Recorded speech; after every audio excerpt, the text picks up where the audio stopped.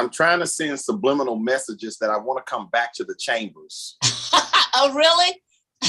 With my background. Long as everybody gets vaccinated and wears masks.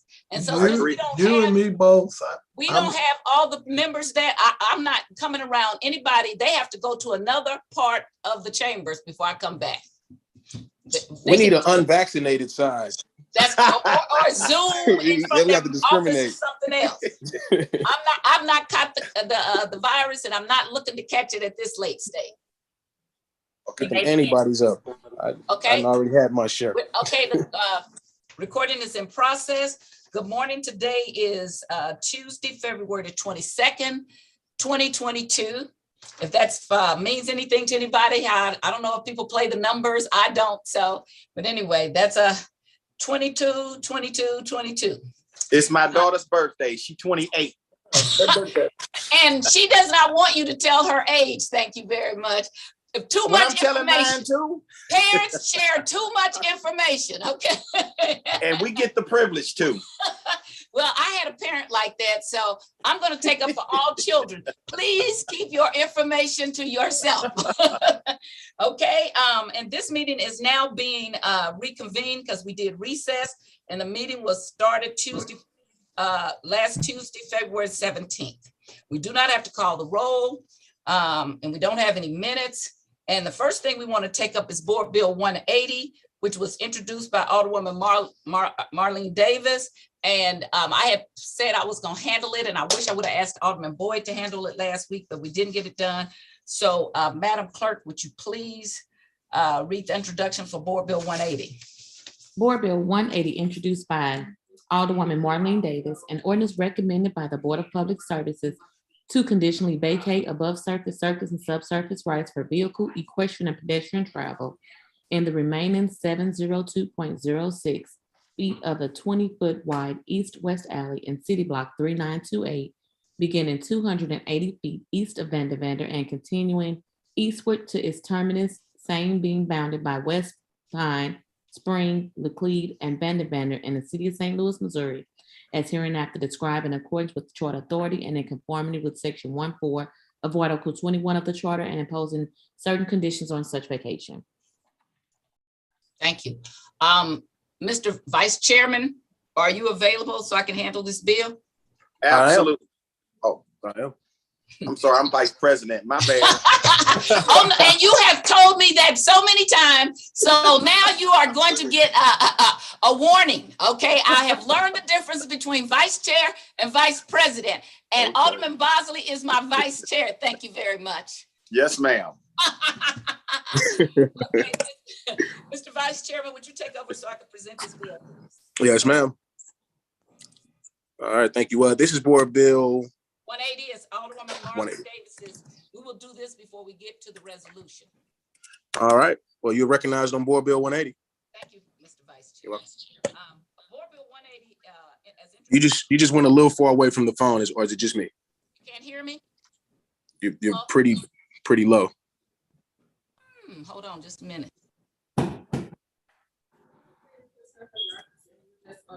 Does anybody else concur with that? I mean, you can be heard, but you went kind of faint. I concur. Okay. Okay, wait a minute. Let me turn up the microphone. See if this is that any better? It is. Yeah. Okay. I usually speak loud enough that I keep my microphone turned down. Okay, so Board Bill 180 is, as introduced by Alderwoman Marlene Davis, is to vacate a public alley for St. Louis University. The bill speaks for itself. It actually has a map at the end of the board bill.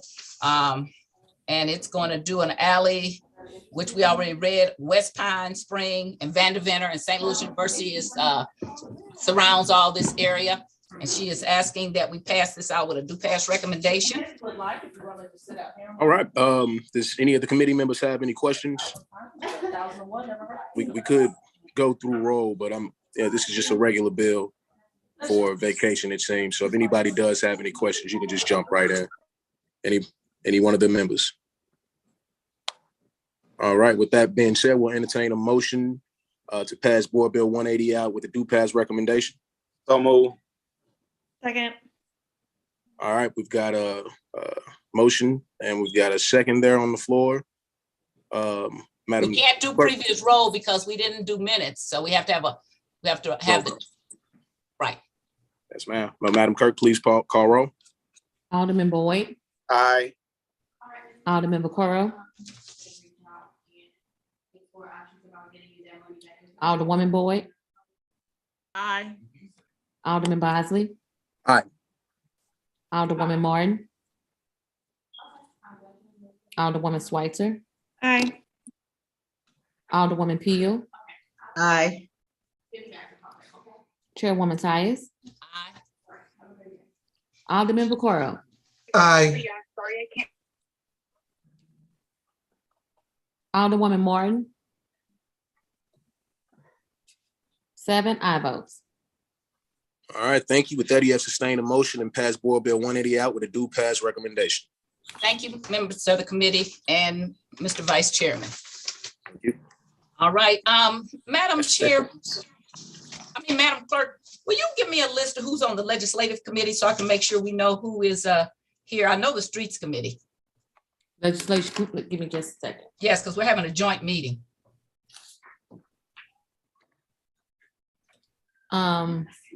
Alderman Boyd, Okay, Alderwoman Davis, okay, Alderman Vaccaro, okay, Alderman Coder, okay, Alderwoman Boyd, okay, Alderman Muhammad, okay, Alderman Oldenburg, okay, Alderwoman Martin, Alderwoman Middlebrook, Alderwoman Clark Hubbard, and Alderman Vollmer is the chair. okay. All right, this way I'll know. So we have Boyd, Vaccaro, and Boyd are here already, and Martin's not here. Okay, all right, just wanted to know. Mr. Vice Chairman, I'm gonna let you get this started after I have her read this resolution, and I want to present the resolution. A lot of this is going to be asking questions. I have quite a few questions to ask of the Board of Elections. So I'm just letting you know that. Sometime I might want to just pull back over into my role as chair. I'll let you know that. Mostly you'll handle this, but once in a while I might pull back over. Okay. And I'm gonna, okay. Mr. Vice Chairman, I have before us resolution 176.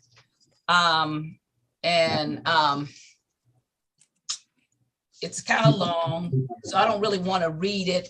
Do we have anything that's short to talk about what the resolution is about, Madam Clerk? If not, I can just give a short synopsis. I can read the last, now therefore let it be resolved, that last paragraph. Let me know if that's enough. No, I'll just do something. So Board Bill 176 is a resolution regarding how we fill vacancies at the Board of Aldermen. With Alderwoman Heather Navarro resigning several weeks ago, there was a vacancy. One of the things that has happened is this is the first vacancy at the Board of Aldermen since Proposition D got passed. Proposition D is an ordinance. Ordinances do not trump city charters or state law. We actually have part of the city charter that relates to how vacancies at the Board of Aldermen are to be filled. And so what happened is that when I started going over what was happening and people start calling me, asking me, how are we going to replace this person? And I started reading the ordinance and I started to read the charter. And then I talked to the Board of Elections. I was surprised that they were they were trying to do some kind of conglomerate that basically wraps the charter around the ordinance. And the charter does not wrap around the ordinance. And a lot of that ordinance is not legal, as it not only refers to replacing alder people, but also the mayor or the comptroller. And so I think there's a lot of inconsistencies. And they kept saying, oh, no, it's fine. And I actually had a conversation where they said that lawyers, city councilor had agreed with them. And so the city councilor, when I called, said not necessarily. Now the city councilor has not shown up. So she's getting I'm going to subpoena her because she is going to show up. And so we are going to get some questions about how this is being done. We, as the Board of Aldermen, have a right to set how our elections, municipal elections, are run. We do not have a right to set how state elections are run.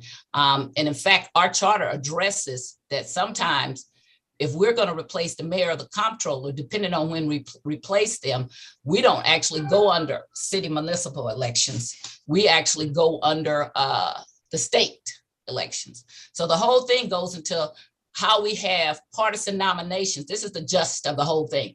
The city charter is very, very specific in demanding that we have the people nominated with partisans, that both the Democratic Central Committee and the Republican Central Committee are mandated to be able to appoint people. And it don't say Democrat or Republican, it just says the established parties, which are the Democrat and the Republican. And it says that the only way you can run as nonpartisan is that you have to submit a petition. That's the only way you can run as nonpartisan. So then when I heard the Board of Elections still saying, well, yeah, we're still going to have a nonpartisan election, I think that is a mistake. I think it's wrong. And it's interesting to me that the city councilors don't want to appear. And I've asked for a written formal opinion of this. And so that's why we're here now. Because on many occasions I've disagreed with the Board of Election. 3 times I think we went to court. 2 of the 3 I won. My very first election I had to go to court to sue my good friend Jimmy Edwards, who was the lawyer at the Board of Elections then, and that also was a victory. So I think that it's important that we know that our elections are being held properly, and so that's why I did this resolution. So wanted to just say that. Wanted to also say we got to do an oath of affirmation for the witnesses again, and we got to talk about public speakers, which again I think we only have the 2, so we really don't have to get into the procedures. If we had other people who had signed up, we would. So Mr. Vice Chair, if you could, do you want me to do the oath, or do you want to do the oath for the 2 witnesses, which are the same people we had at your committee meeting? I can do it. Okay. All right, we can do them both at the same time, Ben and Mr. Sure. Stoff. Do you both solemnly swear to tell the truth, whole truth, and nothing but the truth? I do. I do. All right, thank you. Okay. So I got lots of questions. So if other people have questions, they should go before me, because I will be asking lots and lots of questions. So I don't want to take up all the time. I don't know if people have had time to read the resolution. I also put some handouts in the, this morning, I put some handouts in our Google Drive. And one of them is a copy of Proposition D. And the other one is a copy of the city charter that speaks to vacancies. If any of you all didn't see it, I would encourage you to look at it.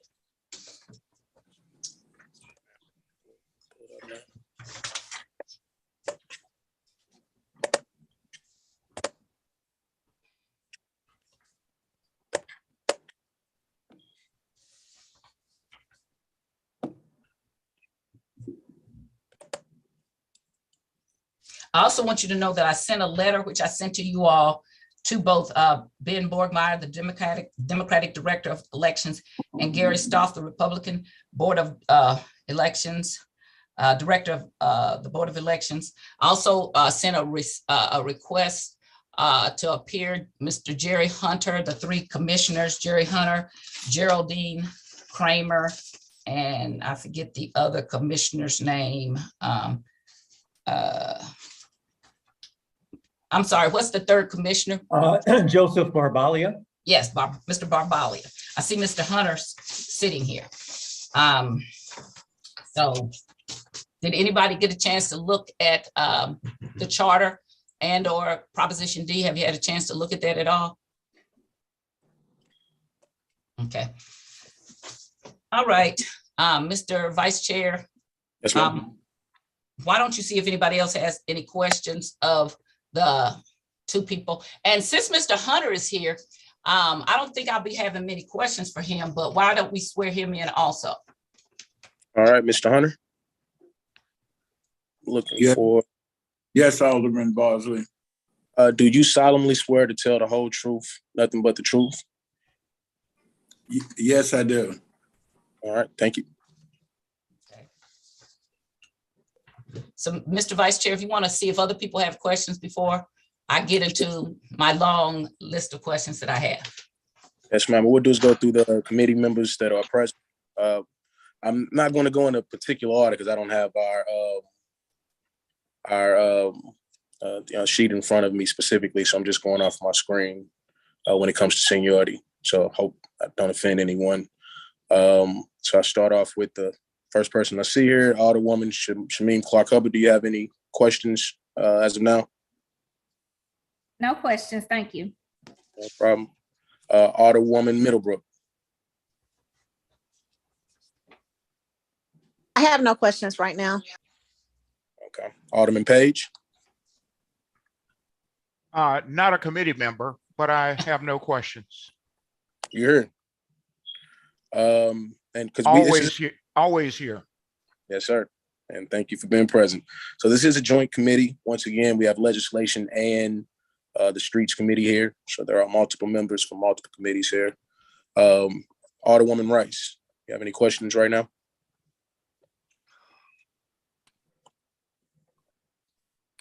Oh, sorry about that. I can't get the video started. I do have some questions, but I'll wait. I want to. I'm not on the committee either. Thanks for including the rest of us who are here. I'm interested to hear the questions from Alderwoman Tyus. Okay. Thank you. Alderwoman Ingracia. Same here. Thank you for the acknowledgement. Would just defer to waiting to hear from Alderwoman Tyus, and if you don't mind circling back with me at the end, I would appreciate it. Thanks, Chairman. You're welcome. Looks like and Alderwoman Schweizer's hand is up. If I didn't see you previously, my apologies. But is this for? Yeah, question? Alderwoman Schweizer. Thank you so much. I had noticed before we started the meeting that it looked like Mr. Borgmeyer had a presentation to give, and I was hoping that presentation would go over the process of how this decision was made and how and I'm assuming that's exactly what it is, that it tells us how they made the decision. So I'd love to see that before I ask any questions of how they made the decision. Okay, got you. Mr. Borgmeyer, have a presentation? Yes. Mr. Okay. Chairman, Mr. Vice Chairman, Yes, ma'am. I want to I'll let him do that, but I please want to go through. And let me say this, you're going to get in trouble with the streets committee members because Alderman Boyd is here, Alderwoman Boyd. So don't forget our members.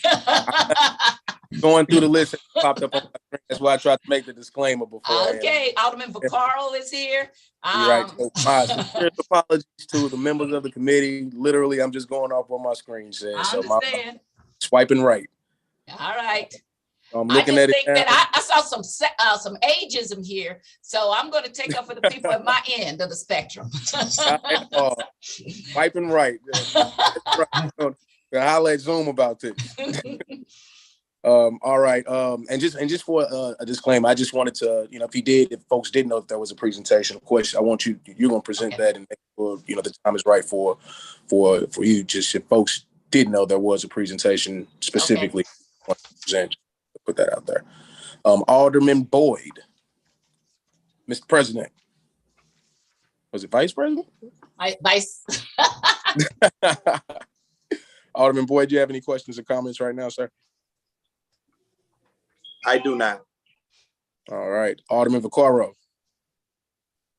No, I'm on both committees, but I'm going to wait for the Alderwoman Tyus to, I think she's a pretty smart person, so I want to wait to see what she has to say.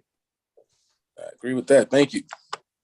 Alderwoman Vaccaro, oh my God, you know what? I'm going, Alderman Vaccaro, my apologies. That was, no, I didn't, that was it. I was just deferring. Would you right there? I'm tripping. I don't know. I just read Ballmer's name and he's not even looking at, okay. Alderman, I think we got everybody on the committee. Alderwoman Boyd. Alderwoman Boyd, that's just switched up. I'm sorry about that. Alderwoman Boyd. That's interesting, isn't it, Alderwoman Tyus? How Told you it's a little ageism going on here. Off the screen. Right. You don't pull up He the only, his participants and eyes people only know see you. young people, okay? Right. I'm still reading the charter. I did read the Proposition D. And so I did read that. And I too was like Alderwoman Tyus. I had a lot of concerns about that and how it was written. But the charter is eye-opener to me because it seems like we're in conflict with a lot of things from the Proposition D. So I don't have anything right now. I'm continuously to read. Okay, thank you. And last but not least, I believe I hit everybody except for Alderman Dan Gunther. You had any questions or comments? Thank you. I just kind of listen as well. I do believe Alderwoman Peel is on this as well. Yes, I am. And a member. I'm sorry, I Just didn't even listen now. apologies. And Alderwoman Peel. I have no questions at this All right. time. My apologies. I'm going to write this down so I can get this right the next time I ask for everybody. And I don't miss anybody. Just want y'all to know I love you. All right. Well, it seems that nobody has any questions. I don't at this particular time either, Chairwoman. I do want a presentation and hear what you also have to hear your questions also. Okay, I'll start with Mr. Stoff since he and I have served the longest together. Mr. Stoff, please state your name for the record. Leo G. Gary Stoff Jr. Okay, wow, that junior, okay. Well. And what is your, what is the address of the Board of Elections? We're at 300 North Tucker Boulevard, 63101. And you are employed by the Board of Elections? I am, yes, ma'am. And what is your position or title there? I'm the Republican director. Okay, and how long have you been there? 20 years. Okay, just wanted, and does the Board of Elections have a lawyer that they retain to represent them always, or do you hire lawyers by incident or occurrences? We don't have a lawyer sort of on retainer. We do use James Hetledge frequently on legal matters. And how do you spell Hetledge? Hetlage. Okay. And do you ever confer with the city councilor's office about matters? We do on occasion, we don't always. And is it your understanding that the city councilors represent you in any way, shape, or form?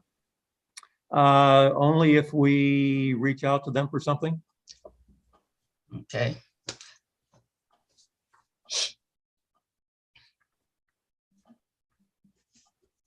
So if you had a matter before you, instead of going to Mr. Hetledge, would you reach out to the city councilor in an attempt to try to get information before going to Mr. Hetledge?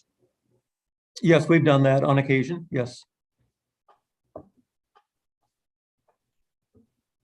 Do you work with any particular city councilor, or do you work with the city councilor? Well, we go through the city councilor, and depending on who that is now, of course, it's a new city councilor, they would likely delegate whatever the issue is to one of the staff attorneys. And so my question is this. So how do you contact the city councilors? Do you contact the city councilor? At this point, is Sheena Hamilton. Before that, it had been acting Matt Moak. It's been, you know, I can go through a long list. It says Jim Hartung. That's how long. Okay, so I don't want to go all of that way. But no, we go through the city councilor. Okay, and then they assign somebody. Yes.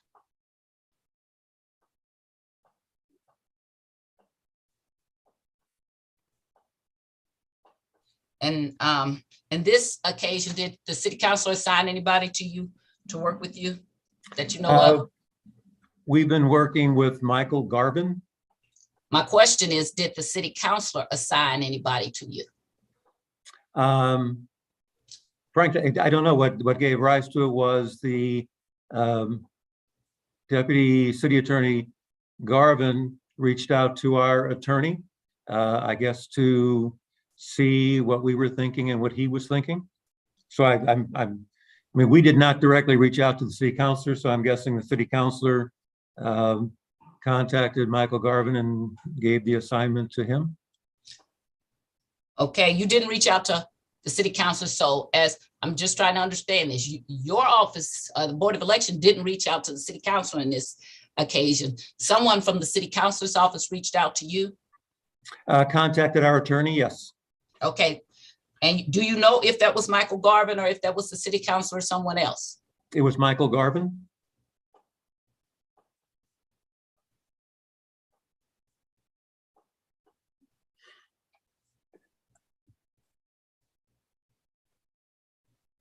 Do you know approximately when this occurred?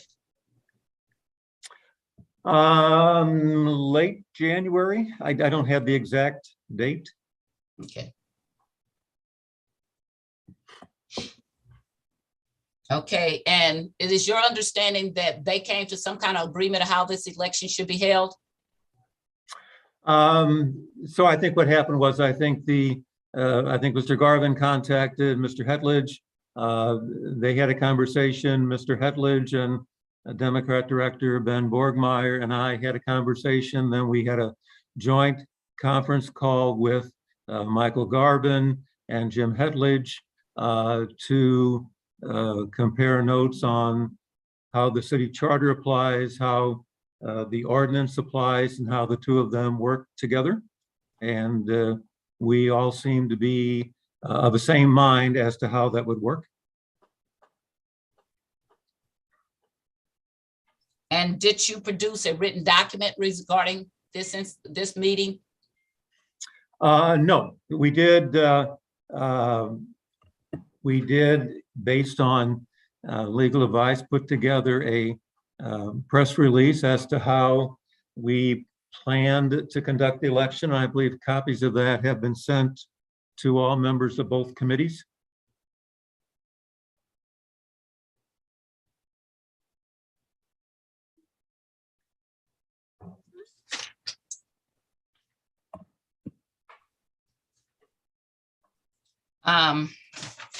And so there was never any official written document or opinion about this, how this election should be held. We certainly had communications with our attorney, but that was in the context of lawyer-client relationship. I asked, was there any written opinion about how this election should be held? No. That you know of? No. The answer is no? No.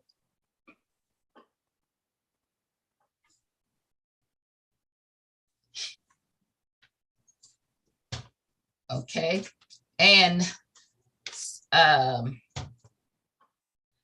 so you said that it is your opinion that the city councilor represents you?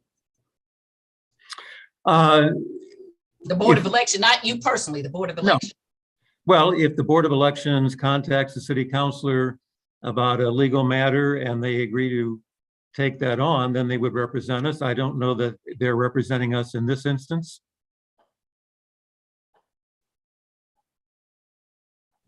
Okay, let's see. I want to bring before you the city councilor, what their position, what their jobs. Let's see here. Here it is right here. Have you ever been advised in your 20 years with the city that the city councilor actually represents you, the Board of Elections? No, I don't think so. I mean, if the city councilor, if we reach out to the city councilor and they agree to do that, that's fine. There have been times when the city maybe had a different position than the election board, and so declined to represent the election board.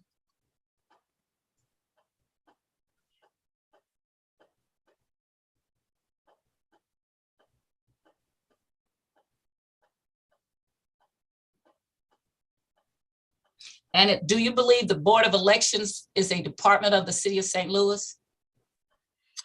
So we're actually a creation of state statute, and our budget, of course, comes from the city, and we communicate frequently and try to make sure that our policies are consistent with those of the city. We don't want to be at odds with the city. But it is, my question again, is it your understanding that the Board of Election is a department of the city of St. Louis? Yes. And so I would differ. We pay a lot of people's salaries. We do the sheriff, they're not a department of us. And I think that you are uniquely something different.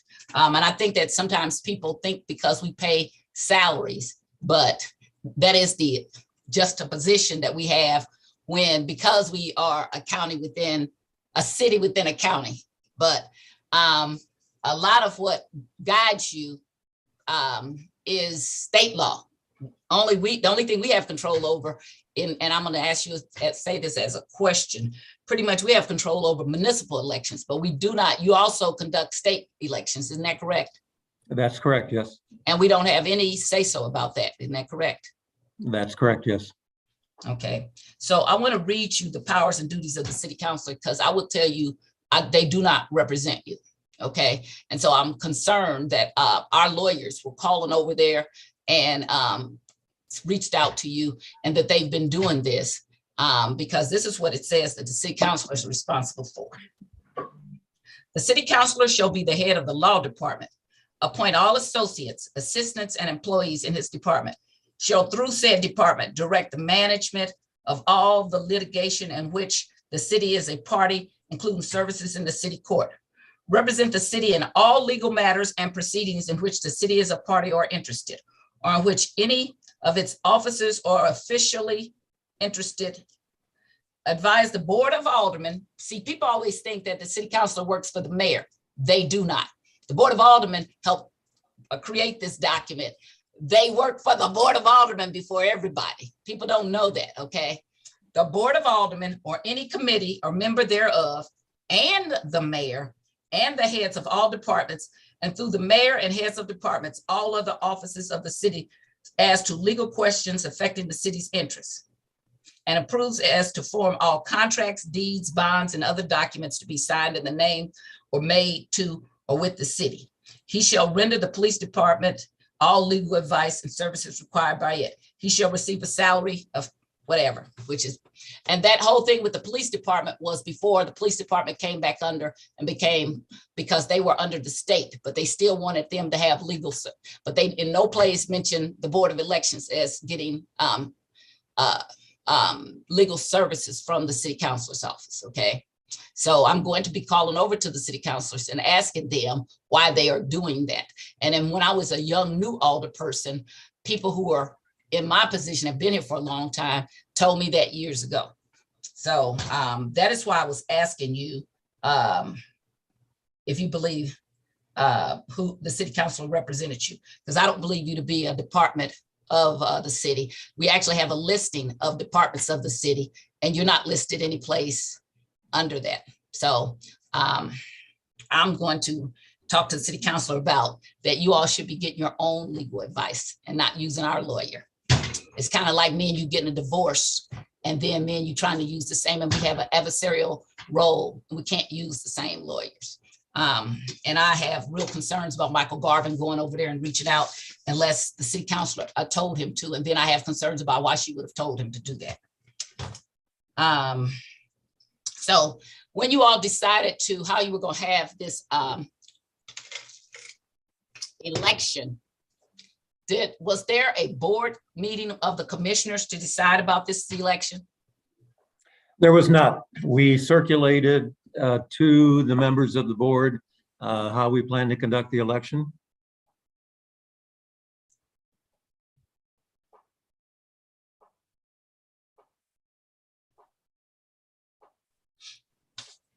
Okay, and in doing the election, you were fully aware of both Proposition D, in deciding how the election should be held, you were fully aware of Proposition D, which is an ordinance, right? Correct. And then we're aware of the city charter, which is the controlling document of the city of St. Louis. Is that how you understand it? Correct, yes. And in your understanding, is it your understanding that our ordinance can override the charter in any way, shape, or form? No, it cannot. So it doesn't make any difference if the Board of Aldermen passes an ordinance or if citizens pass an ordinance. If it is in violation or opposition or anything with the charter, then the charter trumps. Is that your understanding? That's correct, yes. Okay.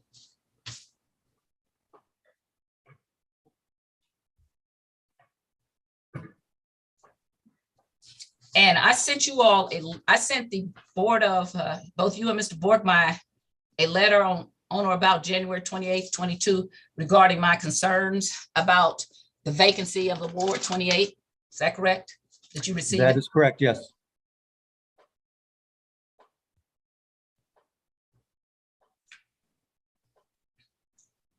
And so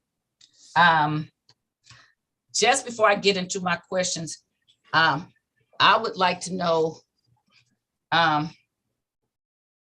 if you could just give me an overview of how you all came to a decision that although the city charter is very specific about how we have to replace all the people when there's a vacancy, how you all came to a decision that we're going to let the established parties appoint people, but how we're going to have a nonpartisan election. Sure. So the ordinance, I'm sorry, the charter, Article 4, Section 5, covers vacancies that occur on the Board of Aldermen. And that provides that if the vacancy occurs more than 180 days before the next general municipal election, then a special election shall be held between 75 and 90 days after the date of the occurrence.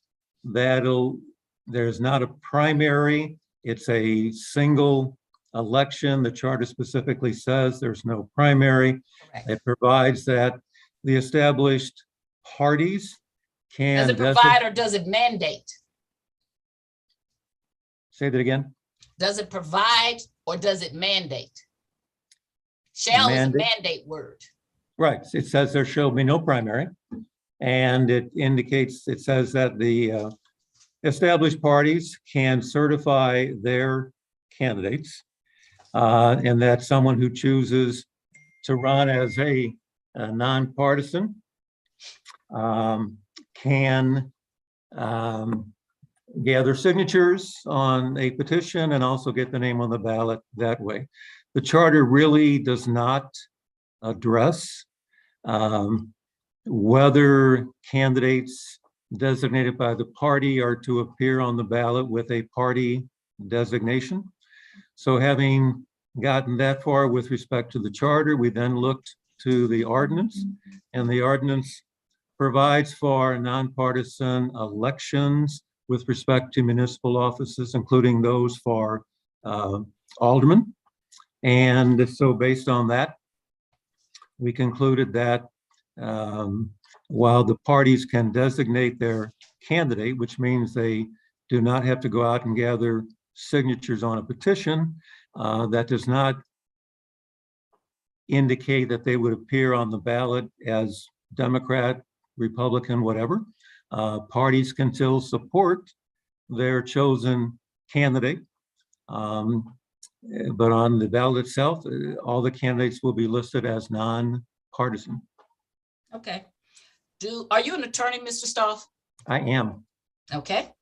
Can you tell me the difference between the word can and shall in legal terms? Shall is a mandate, can is permissive. Okay. So when the charter reads, in the case of the Board of Election, they shall accept and process the names of candidates. That's a mandate. Isn't that correct? That's correct, yes. Okay. So all the times when you use the word can, they actually said the word shall in here. I don't know if you know that. That's fine. Did you know that? Yes.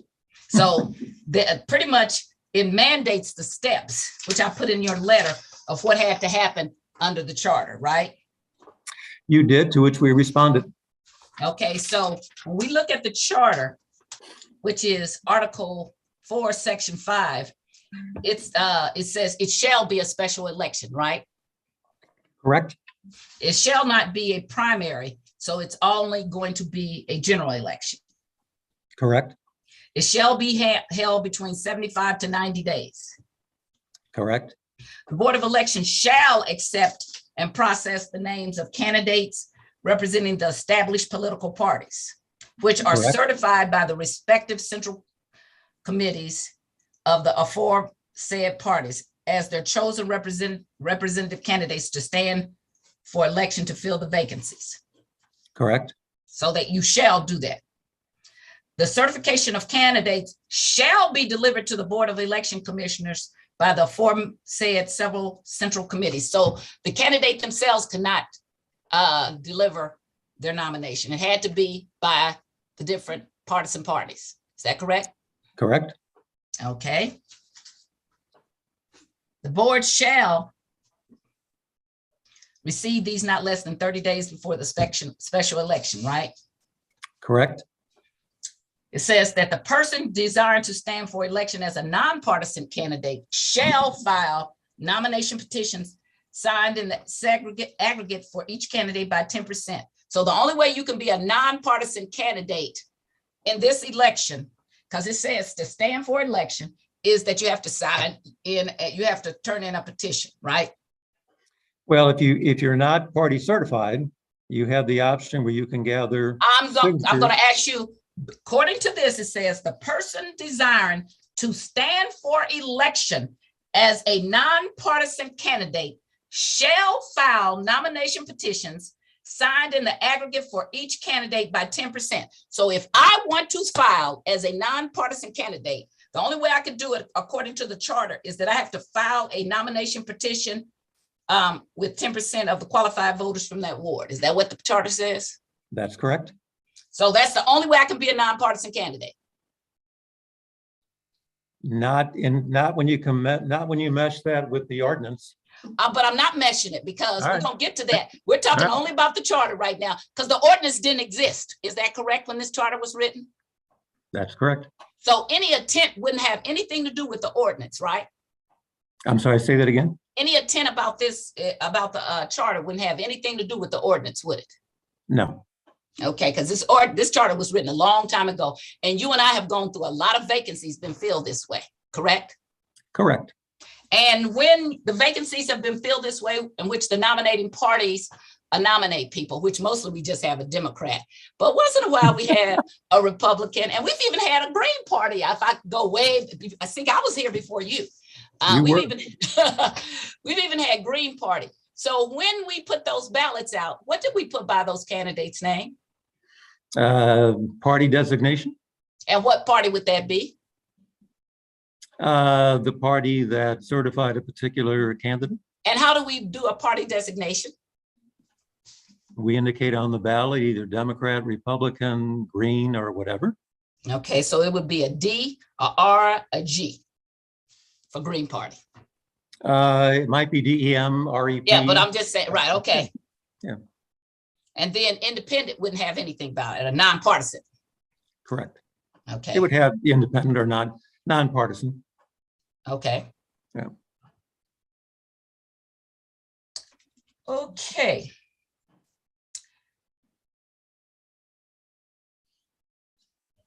Lastly, one of the parts of the charter says, which is Article 4, Section 5, entitled Vacancies. All provisions of the city charter and ordinances and rules in thereunder or part thereof inconsistent with this amendment are hereto repealed.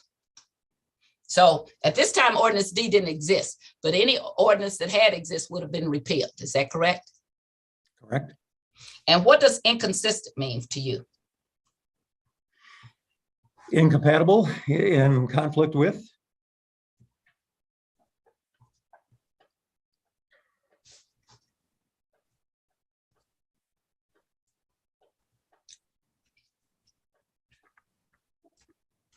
Okay, and so is it your and the board's position that in order to have an election, that we now can only have elections to fulfill the board, the members of the board, or the mayor, the comptroller, that they all have to be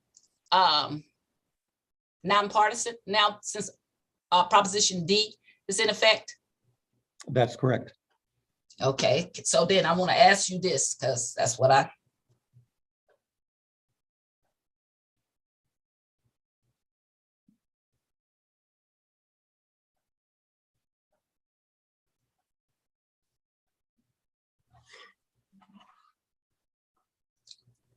So let's go to how to fulfill because this also Proposition D applies to the mayor and the comptroller too, right? It does, yes. Okay.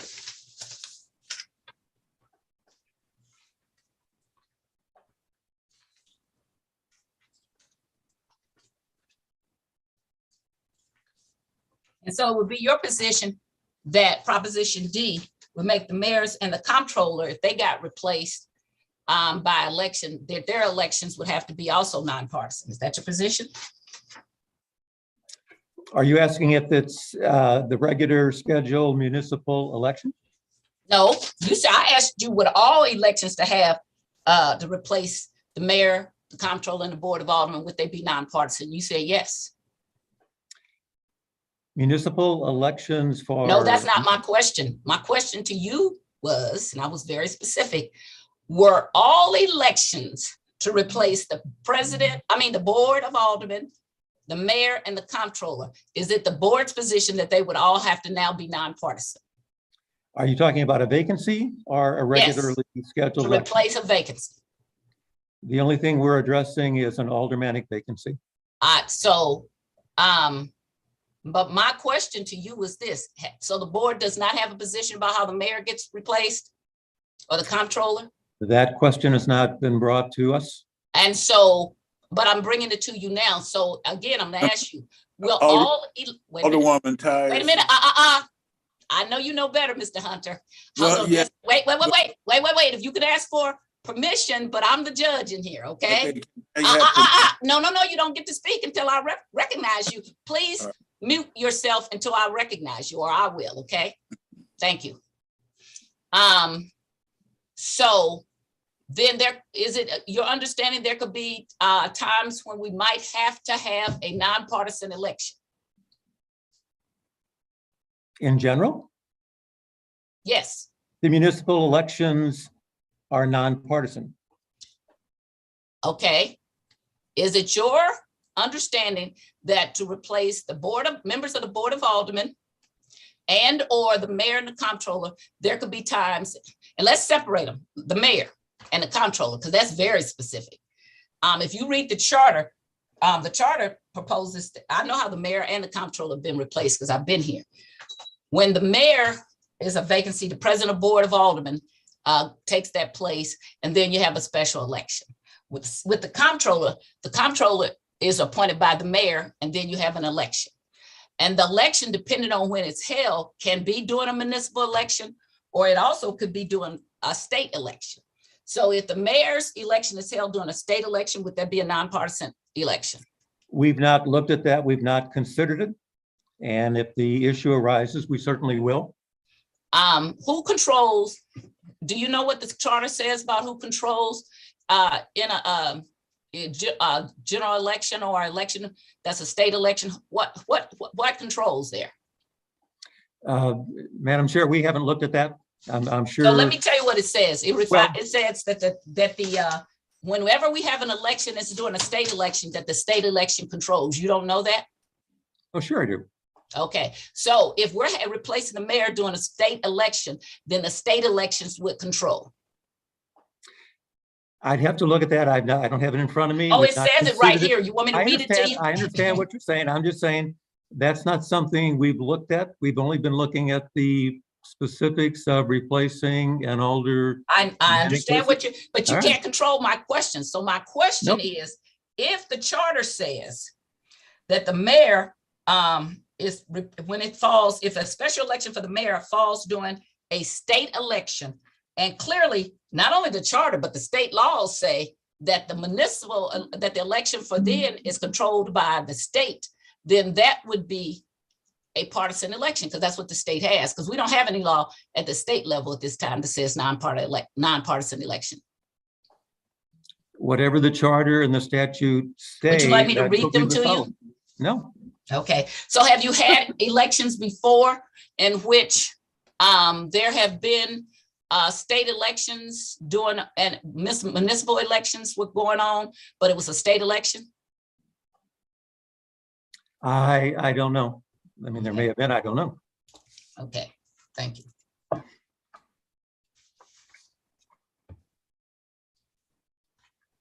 Okay, let's go the same thing with the comptroller. And I just want to read it to you.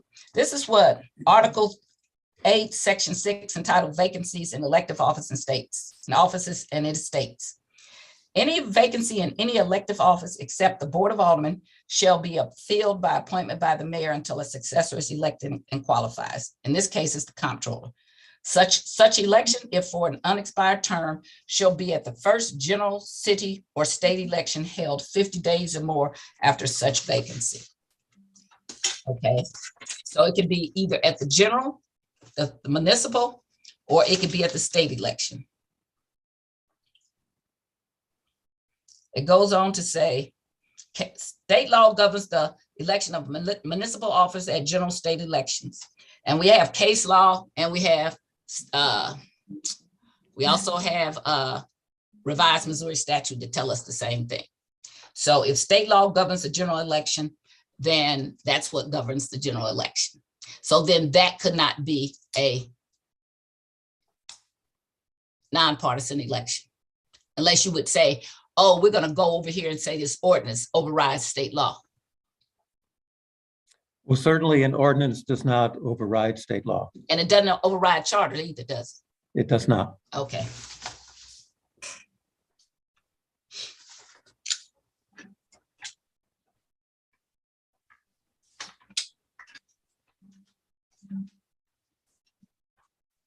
I want to go to Proposition D.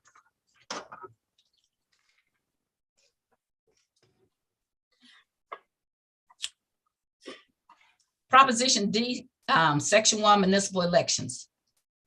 Notwithstanding any provision of law to the contrary, the election for the office of mayor, comptroller, president of the Board of Aldermen shall be conducted as a nonpartisan top 2 runoff elections. Elections for any municipal offices not provided in the charter or this code as of the date of enactment of this section shall be conducted as described in Section 2. I want to first go to I want to talk about how we in Missouri interpret law. What is your understanding of when we read the law that we do here in Missouri, the state of Missouri? I don't understand the question. So do we do black letter law? Do we do interpretive law? I'm trying to figure out how we get to an understanding what the law means. We follow the language of the statute. Or the proposition, ordinance, or charter, right? Correct. Yes. Okay, so when Proposition D says, notwithstanding any provisions of law to the contrary, the election for the office of mayor, comptroller, president, board of aldermen shall be conducted as a nonpartisan top 2 runoff election. What does that mean to you?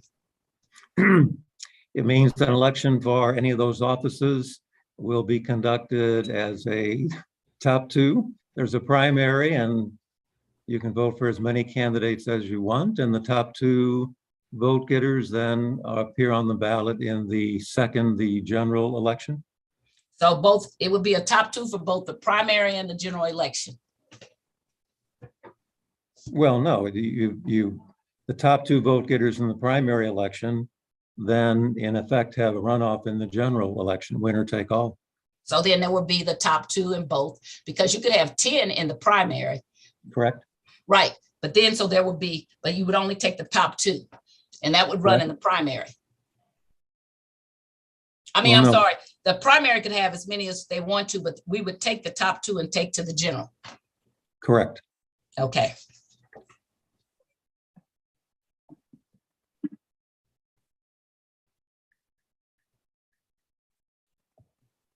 Okay, and then it says municipal offices not provided in this charter or this code as of the date of enactment of this section shall be conducted as described in section 2.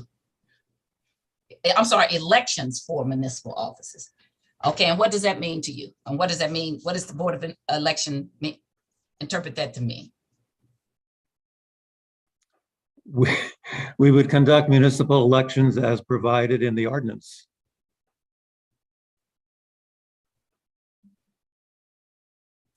So you're saying that municipal elections for municipal offices not provided in the charter. So you're saying that the charter does not provide for the elections of municipal office.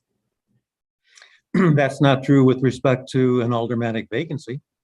But it says elections for any municipal office not provided in the charter. So, okay, so you're saying that the charter does provide for the replacement of vacancies for the Board of Aldermen. Is that correct?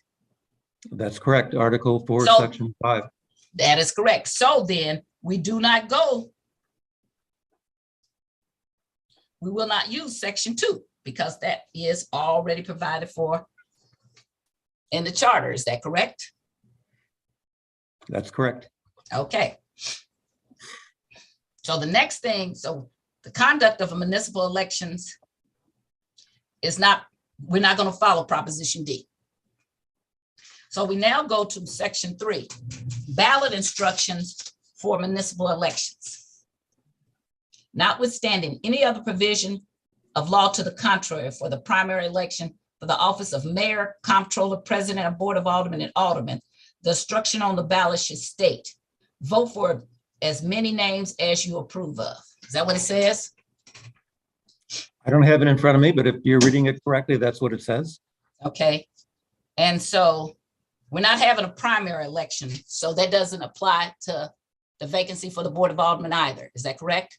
That's correct. Section 4, vacancies. Notwithstanding any other provisions of law to the contrary, the election to fill a vacancy in the office of mayor, comptroller, president of the board of aldermen or alderman shall be conducted as a non-party top 2 runoff election. So you're saying that this is what the board of election is standing on it. By this saying that that this says it has to be a nonpartisan top 2 runoff election. Well, it has to be nonpartisan, but since the charter specifies no primary, it can't be a top tier, can't be a runoff election. But this vacancy doesn't say anything about primaries, and we're looking at black letter law. It says, notwithstanding any other provision of laws to the contrary, the election to fill the office of mayor, comptroller, president of the board of aldermen or alderman shall be conducted as a nonpartisan top 2 runoff election. And I'm reading it exactly. I understand that. I'm looking at that, but the charter specifies that to fill a vacancy, there is no primary, there's a single election. And so we're going to have a single election between 75 and 90 days from the date of the vacancy, which would take it to April 19. And it'll be conducted as a nonpartisan election. So the only part that you're taking out of this vacancy is nonpartisan because the rest of it does not apply. But you're going to say this part does, but the rest of it doesn't apply to replacing the board of aldermen. Is that what you're saying? I'm saying under Article 4, Section 5, the election. I'm not talking about, I'm talking about Proposition D right now. Proposition D as specifically says the election to fill a vacancy in the office of mayor, comptroller, on and on, notwithstanding any provisions of law to the contrary. So you're saying that the charter controls as to everything except for the nonpartisan. Well, we're following the charter with respect to what it requires, and then we're following the ordinance with respect to those matters that are not in conflict with the charter. Okay, so the only part I see that's not in conflict in this sentence is nonpartisan. Correct. That's what I asked all along. Okay. Then section 5's effect on election ordinances. Notwithstanding any other provisions to the contrary, the elections described in section 1 shall be nonpartisan. Candidates for office elected by the method described in section 2 shall be required to declare candidacy with the Board of Election. However, they shall not declare a party affiliation to the Board of Election. Okay, so we're already saying that section 2 does not, and 3 don't apply to replacement of the Board of Aldermen. Correct. We're following the charter on that. Okay, and then the elections, it didn't say 1. The elections described in section 1 shall be nonpartisan. That's what section 5 says. Right? Yes. Okay.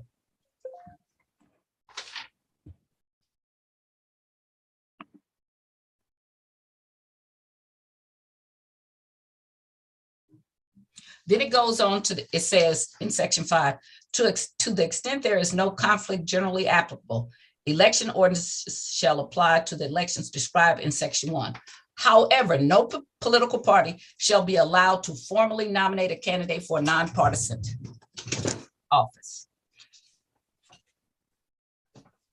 So no political party shall be allowed to formally nominate a candidate for a nonpartisan office. That's what the section of the ordinance says, but the charter specifically provides that the established parties can certify their candidates. And when an established party certifies a candidate, does that become a partisan office? It hasn't been in all the history of what we've been doing, because it has been all the time I've been here. It has prior to the passage of ordinance 7142. No. The ordinance of the Proposition D only talks about the election. This talks about the office here. So they're two different things. So when a party nominates a person, and in fact, the charter and Proposition D goes along because they say no political party committee shall be formally allowed to nominate a candidate for a nonpartisan office. So the charter says the same thing and says that the political parties can nominate the partisan office, and the only way you could run as nonpartisan is you have to do a petition. So what the charter says is that the established parties can certify to the election board their candidates to run in the election to fill the vacancy.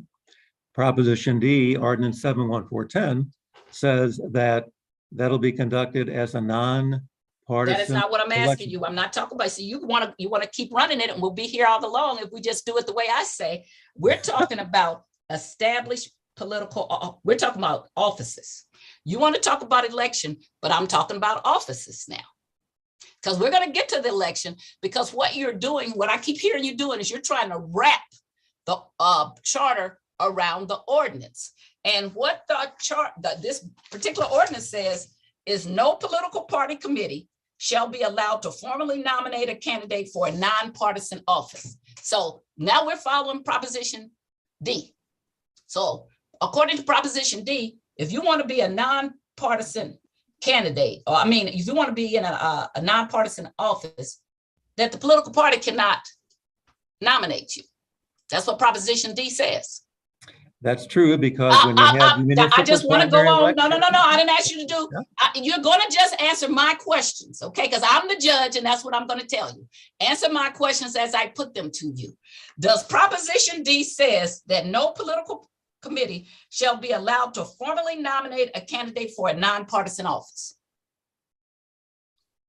Okay. Does it say that? Yes.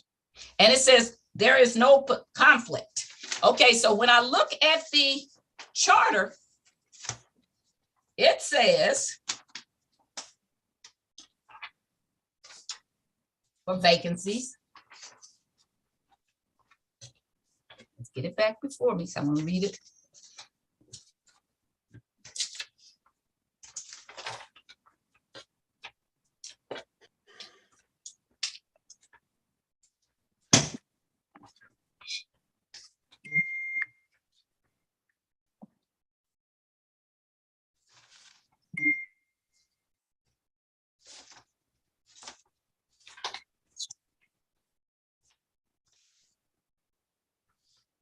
Persons desiring to stand for election as a nonpartisan candidate shall file nomination petitions signed in the aggregate.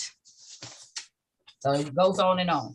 So both Proposition D and the charter, to me, seems to agree that the way that you can be a nonpartisan candidate, which is under Proposition D and the charter, is that you got to file a petition.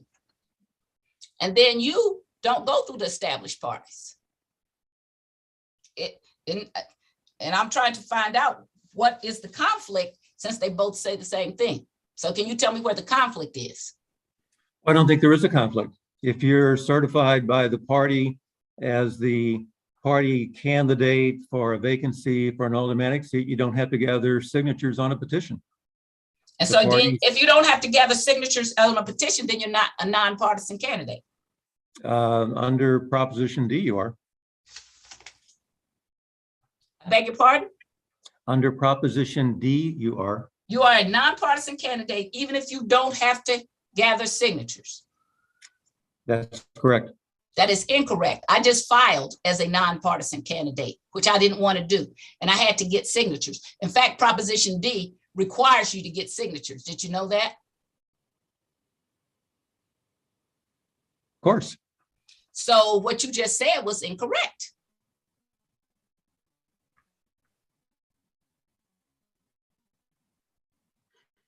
No, under the charter, the parties, those candidates don't have to gather No. signatures. What I but said, they what still you said run is as non- under Proposition D.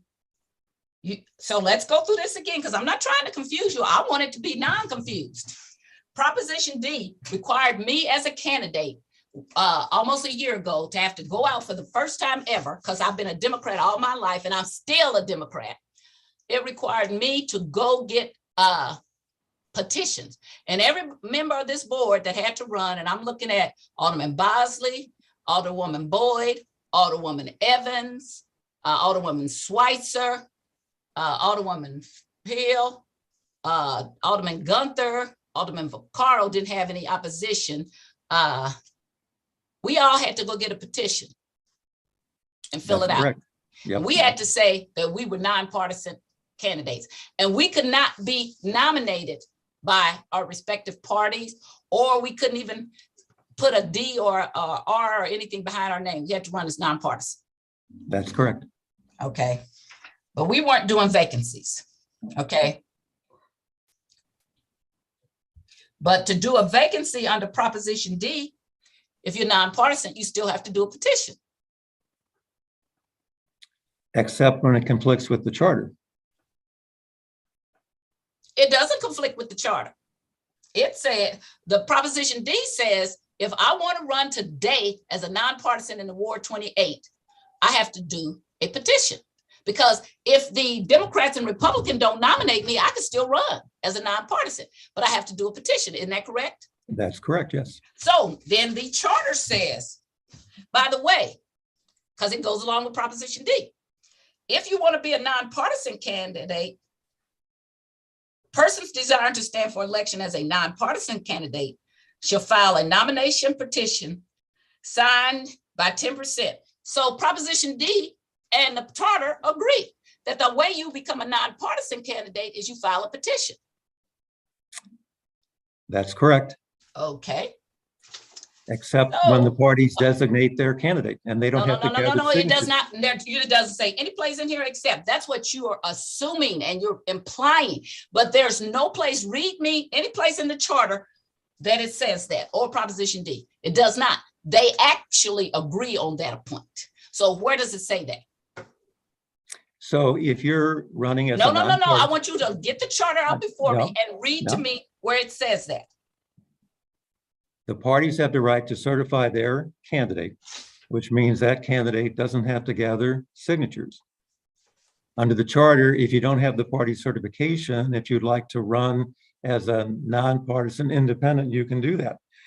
But in terms of how the names appear on the ballot, the charter. So doesn't you're address just that. ignoring me, so I'm going to call you out of order.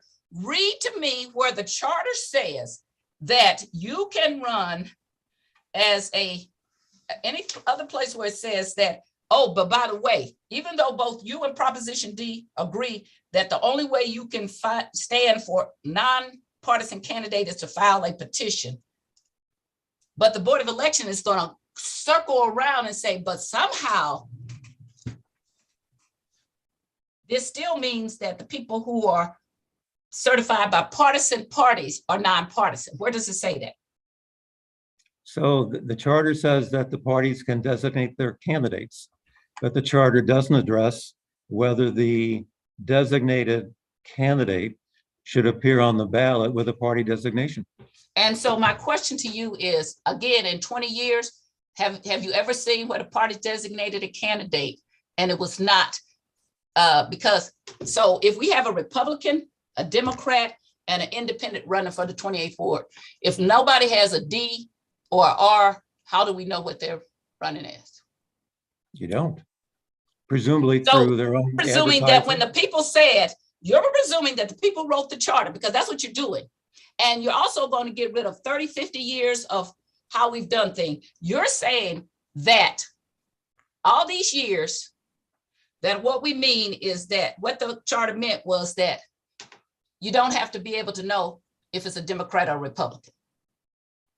Prior to No. Proposition D, I'm saying, no. This, the charter was written prior to this. I Did understand the that. charter mean when it was written that you had to be able to know who it was? Well, it really doesn't say that, but that was the implication. It doesn't say that. No. But what have you guys been doing? So when people get a party designation prior to Prop D, their name would appear on the ballot as either a Democrat, Republican, No, you Independent, keep throwing Prop D in that. My question to you is, what have you been doing for the last 20 years that you've been there? Up until Prop D, we were doing. And I exactly don't what you want to ask, described. you cannot answer my questions the way I don't ask them. What have you been doing up until now? Not up to Prop D. What have you, the Board of Election, been doing in the last 20 years when you were there when a candidate was nominated by a party? Up until this particular situation, we included a party designation on the ballot. Okay, so the party designation would be Republican or Democrat. Or green or whatever, yeah. Okay, and so you say it doesn't say it in here, but that's what you all have been saying, that that's been your process for the 20 years you've been there. That's correct. And it's been the process before you came there too.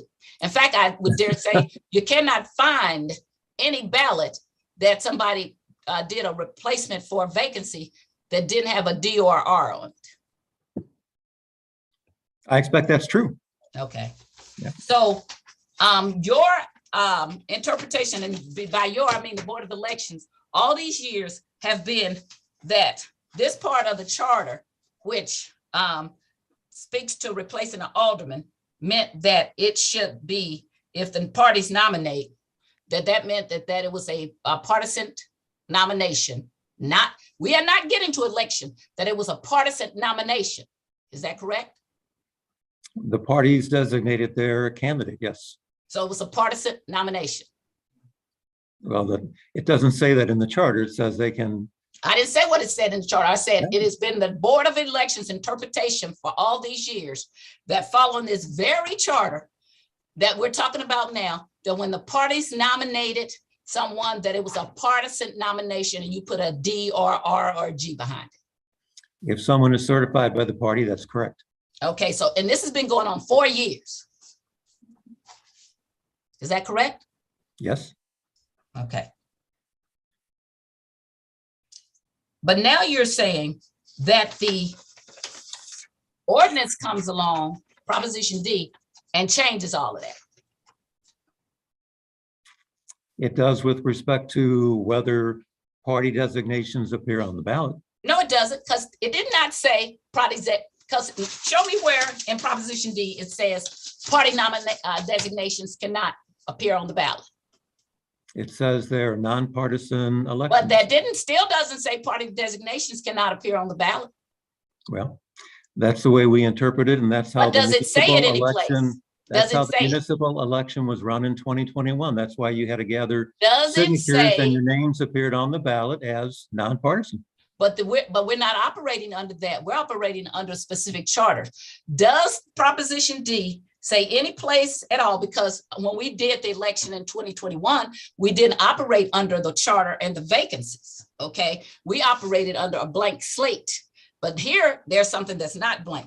Is there any place in Proposition D where you can show me that it says that when candidates are certified by partisan parties, that you cannot put a D or R by it? Proposition D doesn't read that It's a way. yes or no answer.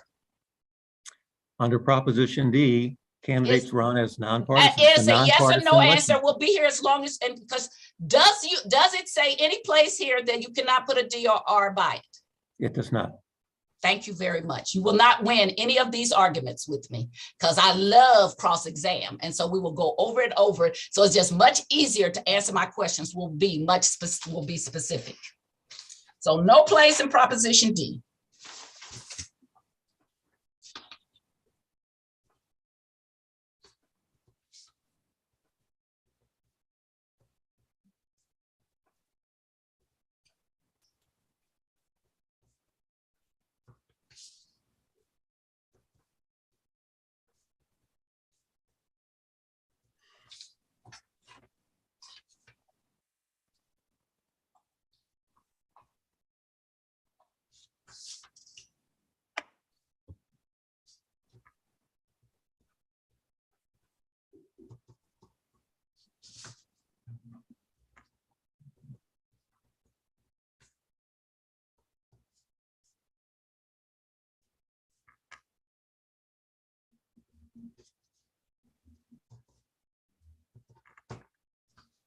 So can you tell me what is the Board of Elections definition of a nonpartisan election? Where there's no party affiliation.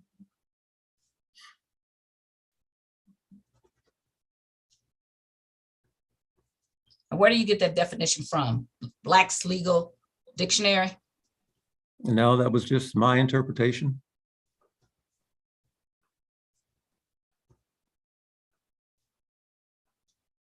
So no party affiliation. Is there a party affiliation when a party nominates a candidate? Or anything? To replace a member of the Board of Aldermen, is there a party affiliation for that? Not on the ballot. I did not ask you that question. You still want to run out. Lawyers make really terrible witnesses because they have to waste a lot of time. Is there a party affiliation when the party nominates a candidate? The certification comes from the party, so they designate their candidate. So is there a party affiliation? Yes.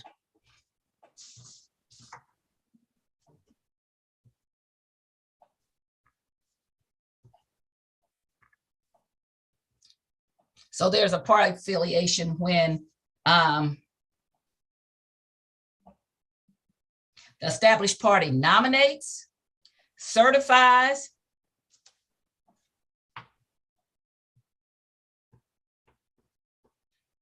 so when they nominate, that's it. When they certify it, that's a party affiliation. Is that right? Correct. When they when they deliver to the Board of Election, that's a party of affiliation, right? Correct.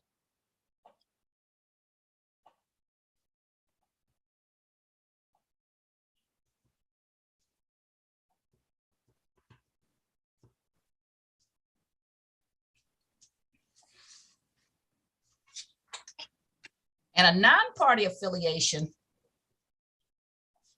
through this process under 7 says person standing to desiring to stand for election as a nonpartisan candidate. That would be where you would file a nomination petition. Correct. And here, nobody would know who you are affiliated with, right? Correct. Okay. So do you think, so let's go back again. So you're telling me in these 20 years you've been here and 30 years since I've been involved with politics, the Board of Elections has always determined that the meaning of City Charter Article 4, Section 5 was that when the parties nominated, certified, and delivered the certification, that there was a party affiliation, because there is. There's no way you can go around it. Is that correct? Correct. And that do you believe it was the intent of this charter that then you have an election where you would take that party affiliation off? I would not think so.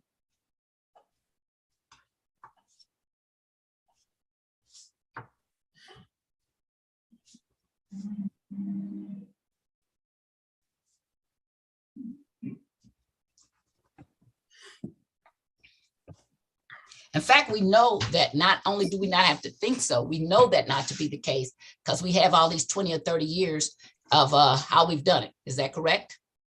Correct.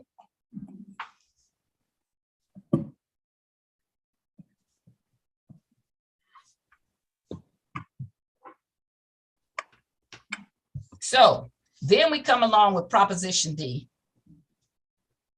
which we have to assume things. So when we get to Proposition D, all of a sudden we get into this assumption. And that is that it somehow trumps 20 and 30 years of actual policy that has been carried on, and that it overrides all the specific language that specifically means that they have party affiliations. And the only way that we get to this is to do a nonsensical interpretation of, well, yes, all this stuff is party affiliation, but somehow we don't have party affiliation when we have an election, even though both the charter and Proposition D says that the only way you could run as a nonpartisan is you have to file a petition. So we go all around the circle of both of the prop and the charter to say this is a nonpartisan election. And even you can't with a straight face say that is the intent of this charter.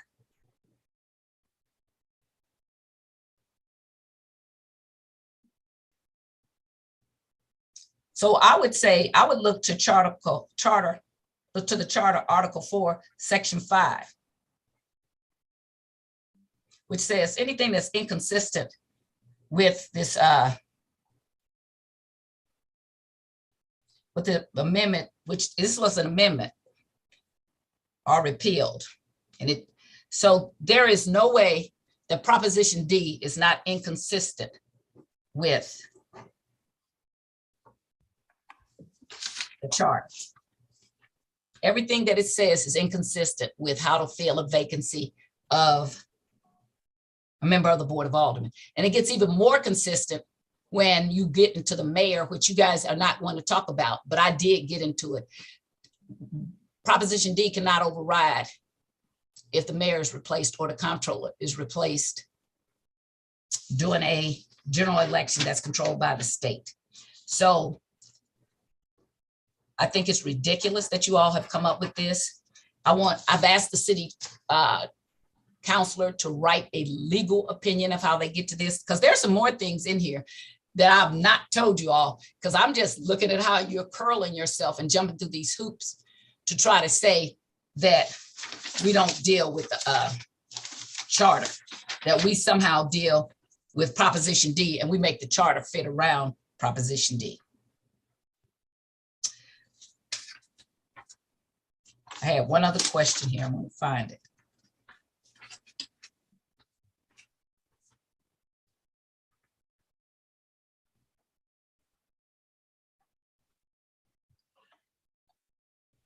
So Proposition D, Section 5 states that no political party committee shall be allowed to formally nominate a candidate for a nonpartisan office.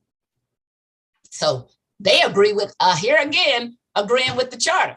They say you cannot nominate a candidate for a nonpartisan office. That's what Proposition D says.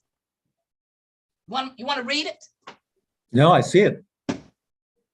So both the charter and Proposition D agrees. But yet you, the Board of Elections, says, well, it doesn't really mean that. How can it not mean it? It's very specific. You don't have to interpret it. Well, the charter really doesn't address how candidates are to appear on the ballot, whereas Proposition D does. But Proposition D says no political party committee shall be allowed to formally nominate a candidate for a nonpartisan office. It specifically says that.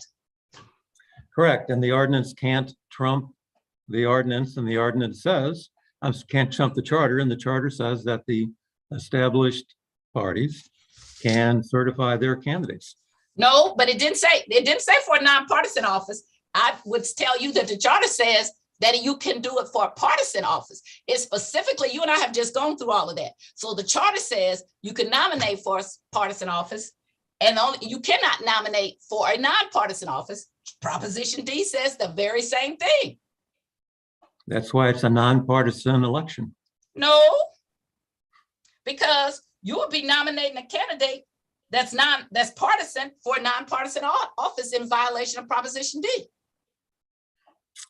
We think we're following both the charter and the proposition. So you're saying that Proposition D, as it relates to formally nominating a candidate for a nonpartisan office, is not correct and does not apply to the situation. I'm sorry, would you repeat that? You're saying that Proposition D, Section 5, which states, no political party committee shall be allowed to formally nominate a candidate for a nonpartisan office. That's what it says, right? Agree.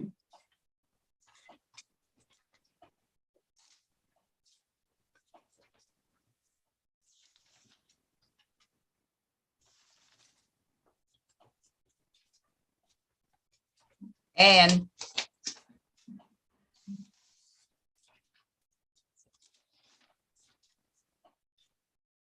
city charter says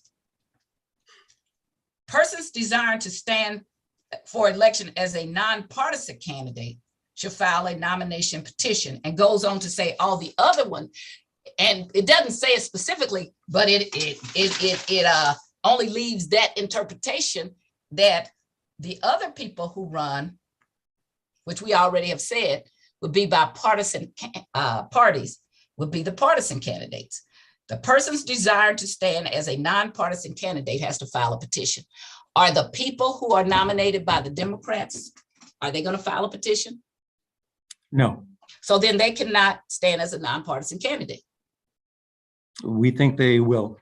Persons desiring to stand for election as a nonpartisan candidate, is that somehow confusing? No. So the charter says persons desiring to stand for election as a nonpartisan candidate should file a nomination petition. Is that confusing? No. So back up here, because this is the charter. Back up here, how the rest of the people. So if you can only file as a nonpartisan candidate if you file a petition, how will I be the Democratic nominee if I didn't file as a nonpartisan candidate? And how will you indicate on the ballot that I'm a nonpartisan candidate when I didn't do what it says is required to do? Well, the charter gives the established parties the right to designate their candidate. The charter does not specify that those candidates have to appear with a party designation. It says persons desiring to stand for election.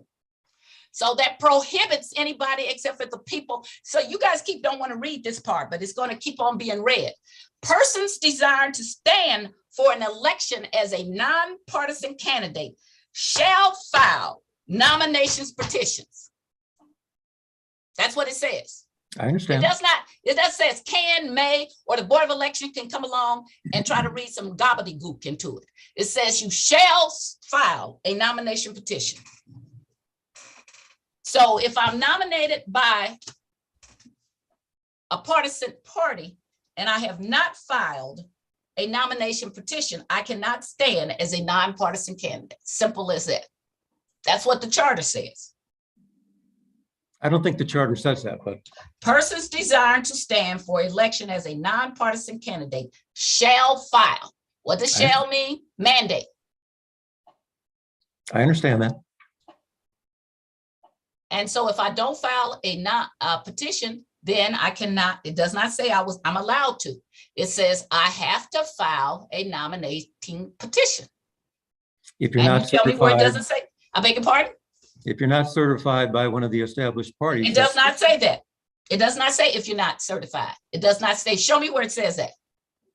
Well, our interpretation is if a party. But I'm not asking about your interpretation. I'm asking what the black letter law of the charter says. The charter provides for two options, either party certification or gathering signatures. And when you gather, and it says, how can you stand as a nonpartisan candidate? The charter is very specific.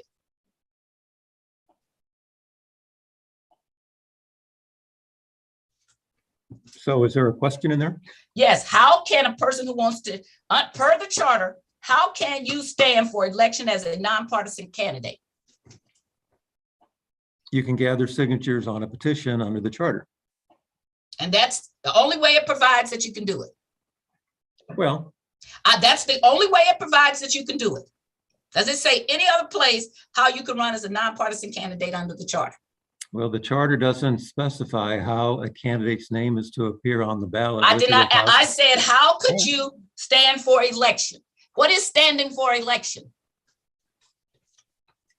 Having your name appear on a ballot. So standing for election, because we're getting into Bill Clinton territory now, depends on what "the" means.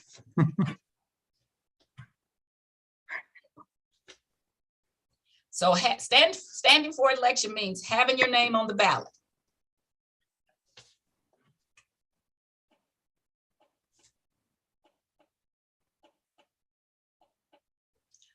So when Article 4, Section 5, subsection 7 says, persons desiring to stand for election as a nonpartisan candidate, that means person desiring to have their name on the ballot as a nonpartisan candidate have to file a nomination petition to be that way. Is that what that means?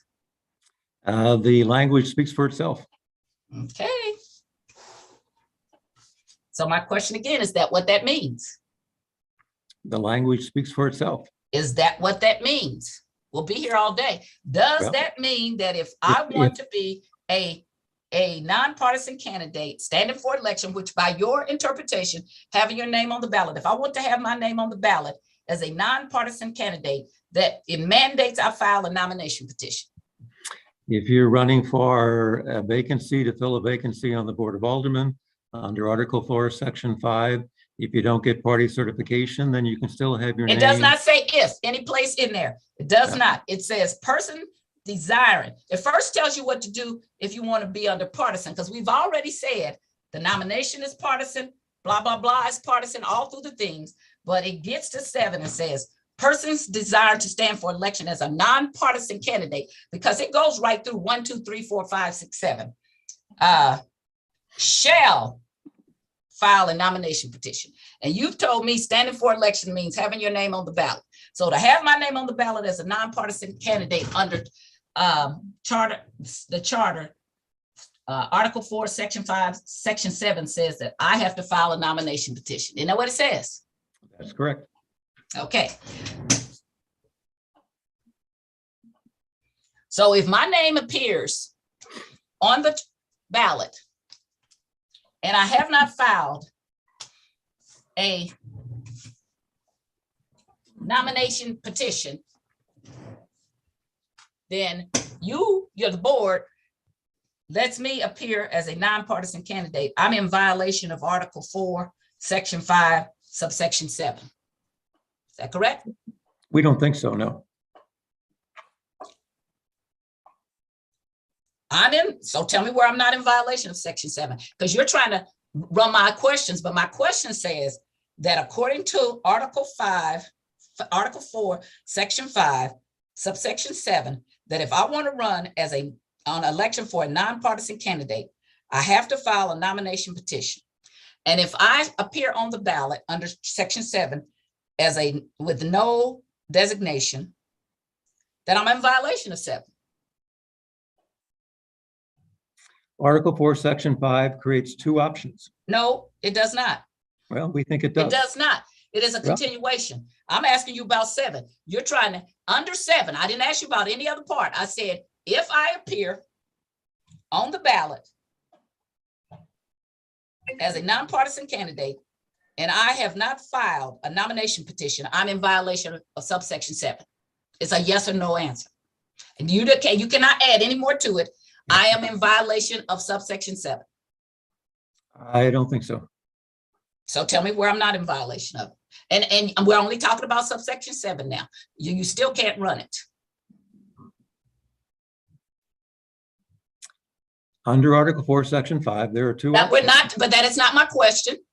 Under Okay. Article 7, on Article 4, Section 5, subsection 7, if I appear on that ballot, and you're free to show me where I'm mistaken, and I stand for election, which you said having your name on the ballot as a nonpartisan candidate, I'm in violation of subsection 7. We're gonna get to the rest, but right now I'm talking about subsection 7. So I don't have that in front of me, so read that to me. Persons desiring to stand for election as nonpartisan candidates shall file nomination petitions signed in the aggregate for each candidate by a 10% of the qualified voters in the respective wards who voted at the next preceding mayoral general election. Okay. So what's the question? That if I appear on a ballot, which your words, I asked you, what is standing for elections? You said having your name on the ballot. So if I, Sharon Tyers, desire to have my name on the ballot for election as a, and I appear without a, and I have no indication. So I'm appearing as a nonpartisan candidate, but I have not filed a petition. That is in violation of subsection 7. I go back to 4 or 5. You can If keep you going appoint- back and we'll be right here because we're not talking about 4 or 5 and you do not Well- get to ask my questions. I So don't would you think it's a please violation. answer my question, which is only to 7. And the answer is no. I'm not in violation of 7. No. Okay, then please read to me the part where I can do that in 7. I've already answered the question. I'm not No, sure you what have else I can not, tell you. because I am speaking to 7 and you keep trying to change my question and you're not. Please answer to me as to where in 7 it says I can do that. Because I told you we're going to get to the rest. It won't make any sense what you're saying. Where in subsection 7 does it say I can stand for anything other than a nonpartisan candidate by filing a petition? By being certified by the party. No, read that where it says in section 7, because you're sounding really, so you're not going to win and your face is getting red because you're trying to win, and just answer the question, Mr. Stoff. And there is something about being in contempt of the Board of Aldermen, and I will bring it. Answer my daggum question. My question is there any part of subsection 7 that says that I can stand for election as a nonpartisan candidate without having a petition filed?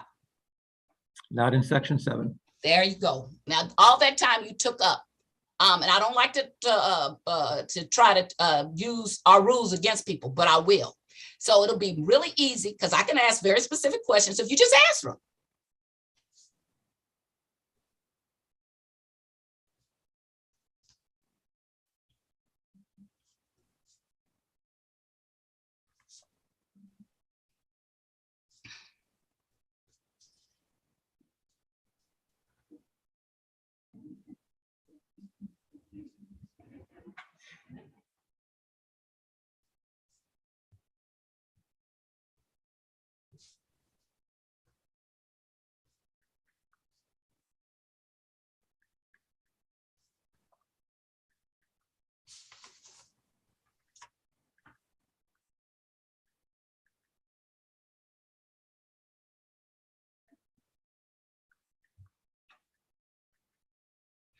So you want to go back over through this all again, which I don't, because we already went through 1, 2, 3, 4, 5.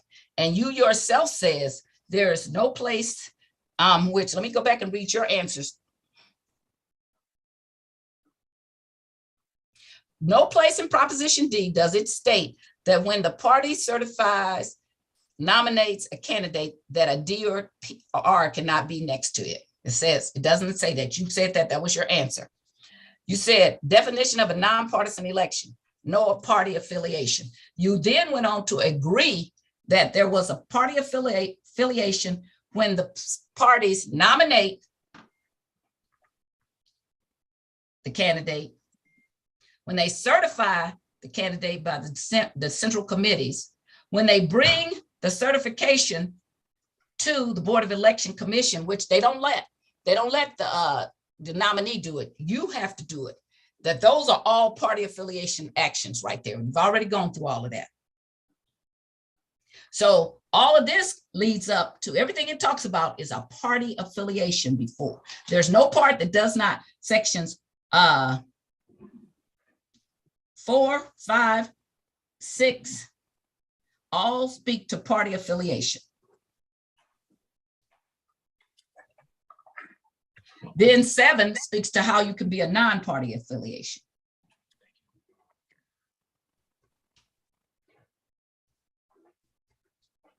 But you take those two sections, one that speaks to a party affiliation and one that speaks to non-party affiliation, and you then say, but it doesn't really mean that, even though we've been doing it like this.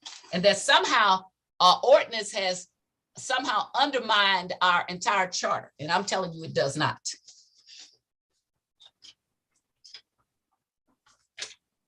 I have no further questions for you, Mr. Stoff, at this time. Thank you. You're welcome. Mr. Hunter, did he leave? Okay, he left.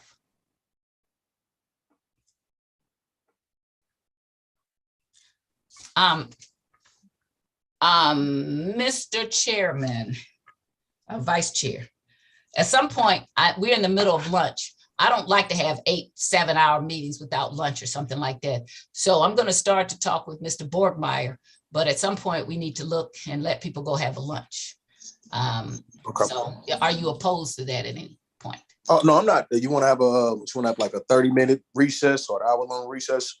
An hour long, well, how about 45 minutes? It's about 1:15 right now. And so before we even get to Mr. Borgmeyer, since this is lunchtime, how about we have a 45-minute recess so people can go get something to eat? Okay, yeah, let's do that. Back at 2 o'clock. Is that all right? Yes, ma'am. Sounds like a plan. All right. All right, family, I guess we will recess this committee until 2 o'clock. Thank you. We'll see everybody back here at 2. Thank you.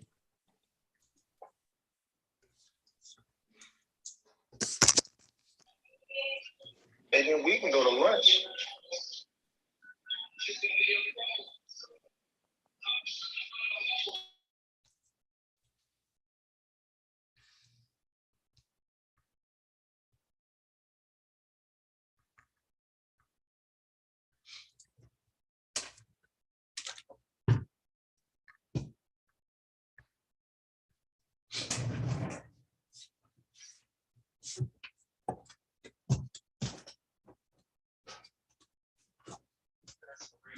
Huh? Oh yeah, I always have lunch recess. I think that's ignorant that they go for 8 hours. People don't get to eat.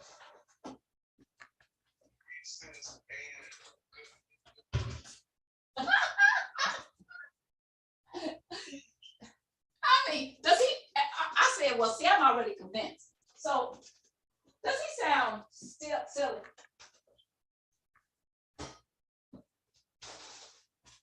Hello? Hello? Is he making any sense? Am I missing something?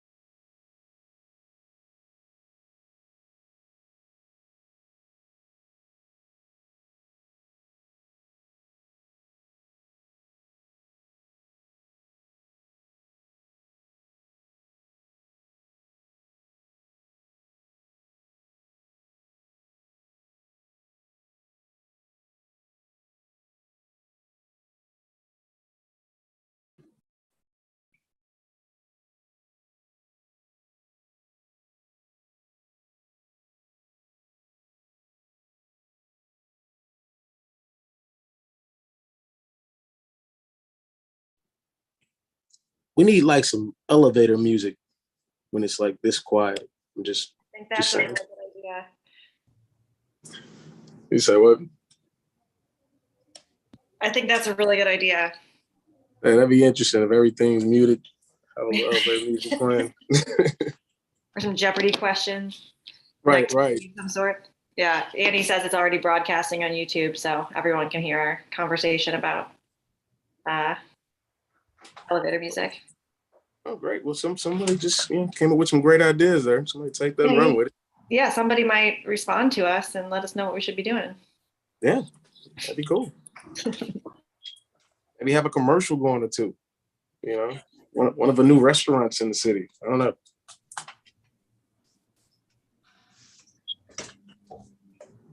Well, I hope everybody had a great lunch.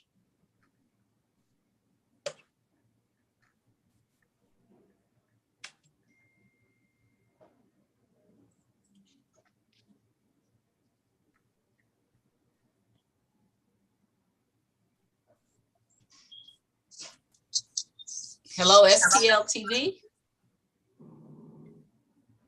You guys are still ready. Hello, STL TV.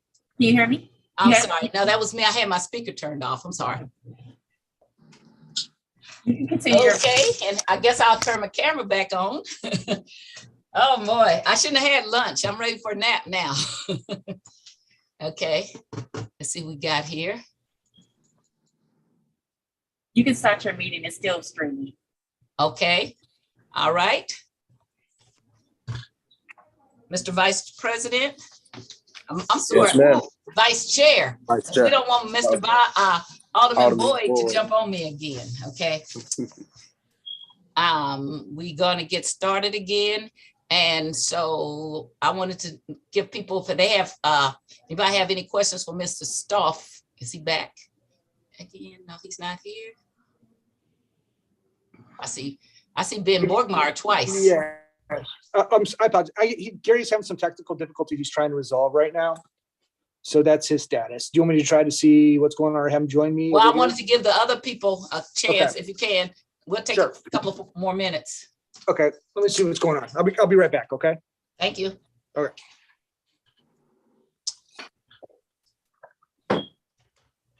So for all the young people on this feed, I do not take text in the middle of testimony. My phone is like blowing up.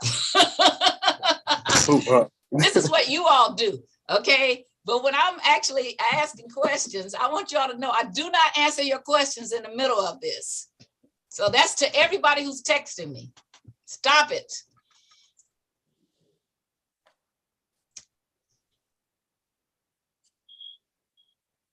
It wasn't me. Oh, you know, I'm going to go back, and when I leave the board, I'm going to go back and be a public defender. I actually miss practicing law. I just want to lean in. I love this part of cross-exam. Yes, ma'am. I know. I'm going to volunteer. I heard that. Got a few cases for you. So it looked like you was having a pleasant time there. I just shook my head. I know. I try not to have meetings like this, okay? It's a much easier way if we sit down and go, okay, this don't make no sense what I'm saying, but all right, keep doing it. And I'm planning on, we could just go right to court, because the Board of Aldermen has a right to make sure that our charter is followed.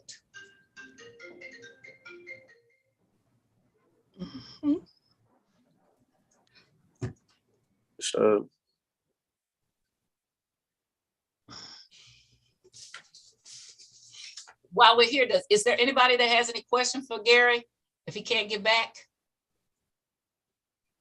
I could pass him I'm on an iPad. I could pass him my iPad if that's acceptable. I don't know what the rules are.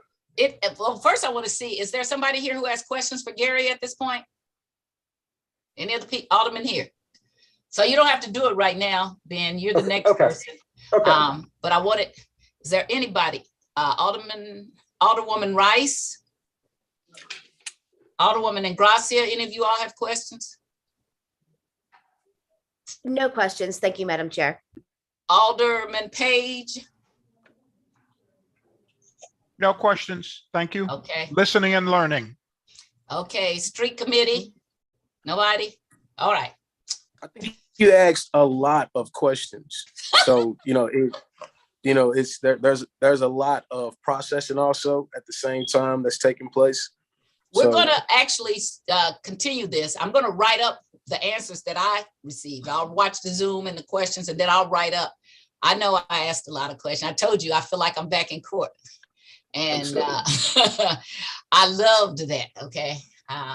So I will write up what I got as the answers and watch the Zoom thing. And we'll be coming back here tomorrow because there's some people that I didn't see to show up, and they thought it was a option not to come, and it was the demand to appear before us. And Madam Chair, if you can, I just like to make a request that if you don't want to, it's fine. I get it. Just for some folks who may be watching and trying to get a complete understanding of where it is we're particularly going, you can just give just some context to the reasoning for this resolutions. Because we've been going for a while, just kind of a recap of where we're going, what the intent is, and what we expect the end goal of. Okay, so thank you. We'll get started. We are streaming right now. So the vice chair has asked me to give some context. The reason for this resolution is because the Board of Aldermen, we are in charge of the qualifications to be on the Board of Aldermen. Even when there's an election, then we actually have a meeting. I used to be the chair of rules, in which we go through to make sure that the person who's sent actually has all the proper credentials to be a member of the Board of Aldermen. We are the final say. And also, we are in charge of municipal elections in the city of St. Louis. And so when I heard about what was going on as far as replacing the alderwoman from the 28th who resigned several weeks ago, and then I heard I had conversations with the Board of Election, and they said, yeah, we know about this charter, but we're going to kind of have an election that's going to be nonpartisan under Proposition D. And Proposition D is an ordinance, and it cannot change not only the charter, it cannot change the state law. And so as I start to dig into it, I actually wrote up an opinion, which I'll send you all to the Board of Elections, saying, I think you're doing this the wrong way. And that the charter actually does rule. Much of what you heard Gary Stoff say to me earlier, that's kind of the thing they said to me. Only I hadn't dug into the charter even as much as I have since then, as far as where the charter and Proposition D actually do agree. They still try not to go along with it. And so I think it's been my history with the Board of Election from my very first day that I ever ran for office, that oftentimes they're not correct. And they dig into a position and they don't change it. And so I've had to sue them on a number of occasions. I lost once, but I won twice. And the time that I lost, it was about a recall petition. And then ultimately I defeated the recall, but I didn't like the way the Board of Election was doing the recall petitions, and some things they did have to do differently. So I've been doing this for a lot of years. And I want them to make sure that they give respect to our charter. I'm very open in saying that I think Proposition D is horrible. I think it was written poorly. A lot of it is they have to try to interpret. They don't do black letter law. As a lawyer in the state of Missouri, a lot of what we do is what it says. And what you heard Gary saying a lot of times as well, yeah, it says this, but we decided we're going to do this. And that's not how I think you're supposed to do the charter. And I think if you give any deference to anything at all, it would be to the charter, not to Proposition D. And I've gone through a number of these vacancies in the 30 years I've been first elected, and we've never not put any D or R by someone's name. And then when the charter gets so specific as to say that you cannot run as a nonpartisan without filing a nomination petition, and so does Proposition D, they both say the same thing. but then they say, well, we're gonna have a nonpartisan election anyway, and we're not going to put something by a person's name. So if you, Alderman Bosley, ran as a Democrat, I ran as a Republican, and Alderwoman Evans ran as an independent, if you don't put anything by anybody's name, then people will not know. You will not know. You understand what I'm saying? No, yeah, absolutely. Right. Absolutely. So that right. So basically, there's a difference in opinion in the way that we should be holding this election. Correct. And the Board of Election would like to do it by the Proposition D laws, but the charter trumps that based on how you can replace an alderman when they resign. And then the other added thing was, I had talked to, I got an email, we emailed back and forth, and Alderman, Mr. Stoff said about his lawyers had said, and I wanted to know who his lawyers was. And then it came up about Michael Garvin being involved. And I want to know why our lawyers are over there at the Board of Election, because Michael Garvin has no business at the Board of Election, as far as I can see, because he doesn't represent them. Okay. And so I often find Michael's hands in things. We've been around a long time of each other. And so I think that's a conflict for him to have been over there and giving them legal advice, and he's not their lawyer. So I'm going to subpoena Michael and let him tell me what they said. And I hope from now on he won't be over there dipping over into things, because it's enough that the city councilors represent the Board of Aldermen, the mayor, comptroller, and the boards and what do they say, the people who are city entities. So to then just go out there and start dealing with the Board of Elections, I have some problems with that. Okay. And I think we need to be careful of what we do and who we get out there with and give people opinions. And this is one of the times that Mr. Garvin, to me, should not have been over there and given opinions. So he's created what I believe to be a conflict. And then I was told that the city councilor had taken a position. And then when I talked to the city councilor, she said, who told you that? And indicated that maybe she didn't. So maybe they took Michael Garvin's statements as an official position of the city councilor, and he does not speak as an official of the city council. That's what we have a city councilor for. And that's why we can ask for city council's written official opinions, which I have put in writing and asked her. So that's why I'm before it, because I want us to conduct our elections so that the charter and the state laws are followed. Understood that. I think that was crystal clear. Thank you very much. Okay.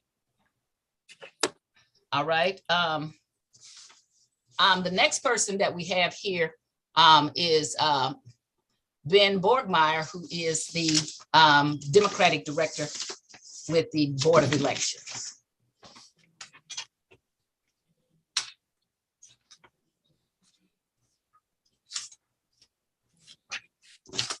Okay, is it all right if I get started? Yes, ma'am. Okay. Please continue. Mr. Borgmeyer, could you please say your full name for me, please? Sure. My name is David Benjamin Borgmeyer.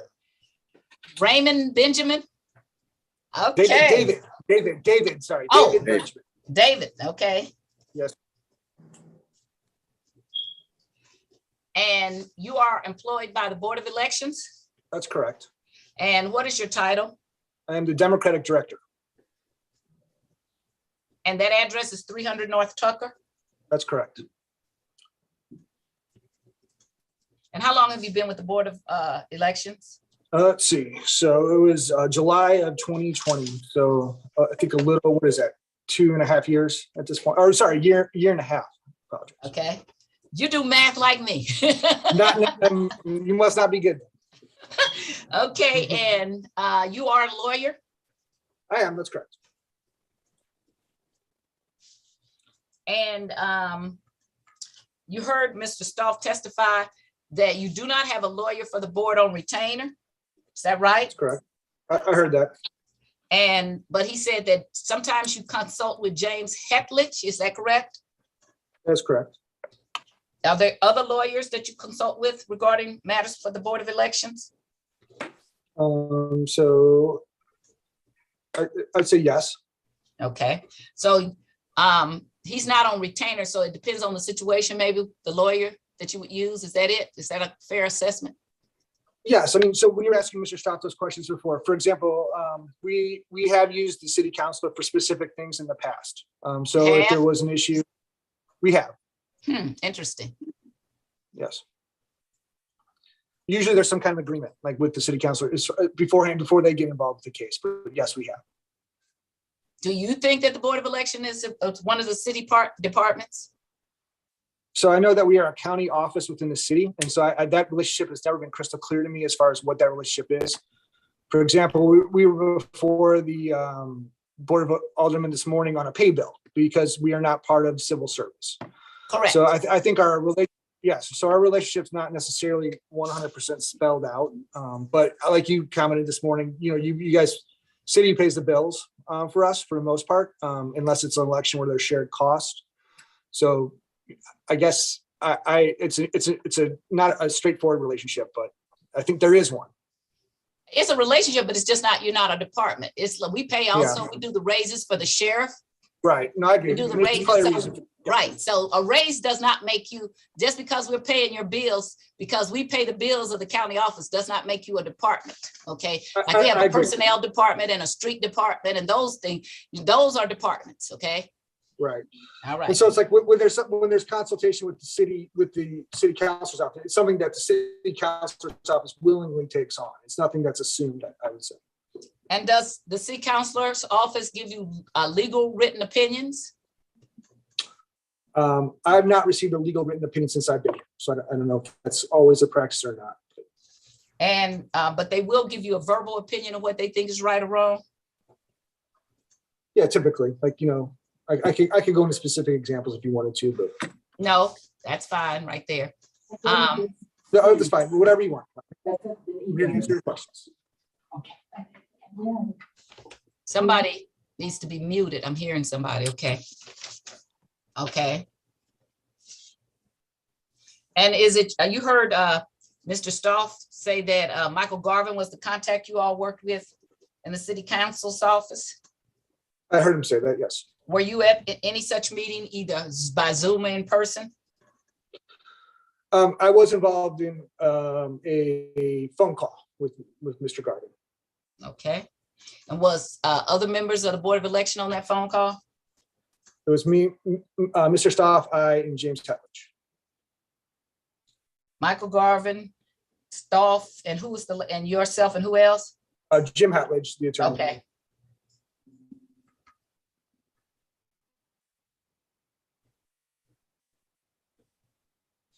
And this was about this matter of how to replace member of the Board of Aldermen, is that correct? That's correct. May I say something? Sure. All right. So I viewed that session as more like almost like a brainstorming session in some senses. It wasn't necessarily like a final opinion. Here's what we're going on, but basically like this whole intermeshing of Prop D and charter, whether or not there should be a meshing or not. I viewed it as more like a brainstorming session. So not like a final product opinion. Just people talking about things. Like I've had conversations with many older people over the last. It feels like the last year of my life, but I think it's only been 3 weeks that we've been talking about this vacancy. And that I don't have a problem with. I had a problem with, and you saw the emails when it started to say, and this is what, when you dig in about what the city council says, then I'm going to dig in, okay? You're having brainstorms, that's good. I think that is always good. You and I have brain sessions where we talk back and forth. So I don't have that problem at all. I call both of you, both Mr. Stoff and yourself, and do the same thing. So I don't have a problem with that. But when you bring my city councilor's department in it, then I'm going to have a problem, okay? When you start to think that they represent you.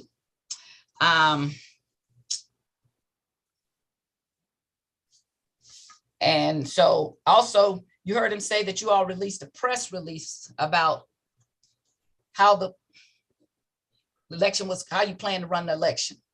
Yes, I did. Okay.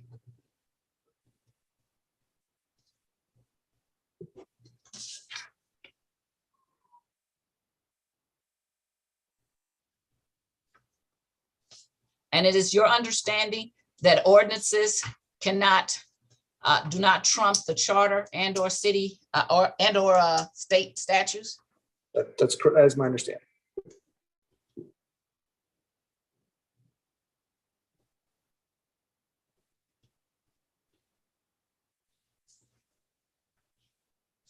and I'm not asking for this, but did you ever get a written opinion from your lawyer regarding this matter? No.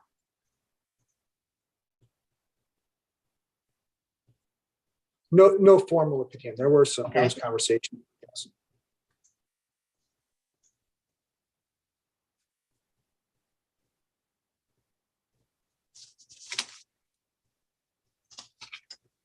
And so I don't want to get into all this stuff first. You brought some kind of presentation with you. Is that correct? I just prepared a PowerPoint that basically just talks about kind of to me, it's the chronology of the thought process that we went through. I do have that. Okay. Is there any member or non-member who would object to Mr. Borgmeyer presenting his PowerPoint at this point? Mr. Vice Chair, do you mind if he presents his PowerPoint at this point? Please go ahead, Mr. Borgmeyer. Okay, so you go ahead and do that, and then I'll ask questions of it. Let me get it up here. And we might have to do something for screen sharing. I'm not sure. Yeah, so the problem I have is like I'm doing this on my iPad. I have a document that there might be parts of it that are cut off, but I'll try to explain if parts are cut off. Okay, excuse me, STL TV, who has to allow him? Okay, very good. Is that it? I see it. Does everybody, hold on, does everybody see it? Sure. Yes, ma'am. Okay. Okay, and I've never done this before, even though this whole year and a half of Zoom, I haven't shared a screen once. So if someone loses me, please stop me and I will try to figure it out. So it's titled Ward 20 Special Election. Okay, and so then basically it's like when we first started to look at it, we what are the potentially applicable provisions? And so then in this, we listed city charter has been. Can I stop you for 1 minute? Will you be able to share? Will you be able to give us a copy of this PowerPoint or not? Sure, I can drop it right now into your chat. Is that okay? Okay, thank you. Now go ahead. Sure. Okay, so first we said Article 4, Section 5 of the city charter, which we kind of talked about a lot this morning, and then also Ordinance 71410, which is otherwise known as Prop D. And I just noted that Prop D was passed by St. Louis voters. It was pursuant to Section 5, so the initiative that was November of 2020 when that was passed. Now, what do you mean by provided by Section 5 of the city charter? So by initiative, so through the initiative petition process. So Section 5 would be, yes. So then this looks like where it's cut off a little bit. So then it talks about Article 4, Section 5 of the city charter and kind of breaks down what that Article 4, Section 5 provides. And kind of the things that it specifically says is when a vacancy occurs in the office of alderman more than 180 days prior to a general election, such vacancies shall be filled through a special election by voters of the vacating alderperson's ward. The individual selected shall serve for the remainder of the unexpired term. The election shall be held 75 to 90 days. There shall be no primary election preliminary to the vacancy election, and the election board shall accept and process the names representing the established names of candidates representing the established political parties as their chosen candidates to stand for election to fill the vacancy. And this is where it's cut off here a little bit. Let me try to open it up just to make sure. Can I stop you for a minute? Yes, sure. You can ask anytime. I've had a request that we share this with the clerk. Would you have a problem if our clerk posted it in our Google Docs? If not, of course not. I can. Is that emailing to Mr. Kennedy right now, or Clerk Kennedy? Yes. Okay, I will do that right now. Hold on while I have it on my mind.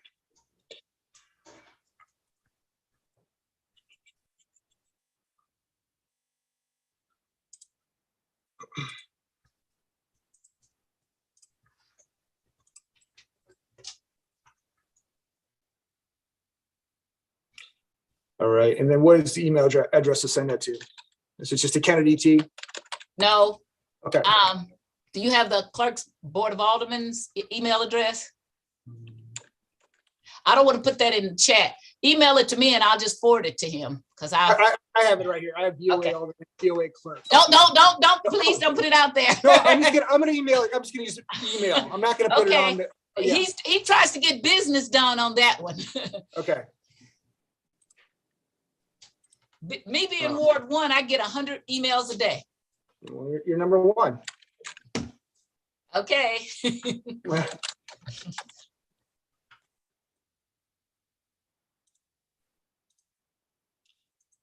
Okay, I just emailed that to everyone. Thank you. Okay. So to get back to the PowerPoint, so where it got cut off there, it just says simply that persons seeking this party certification shall conform to all the requirements of the revised code for primary nominations.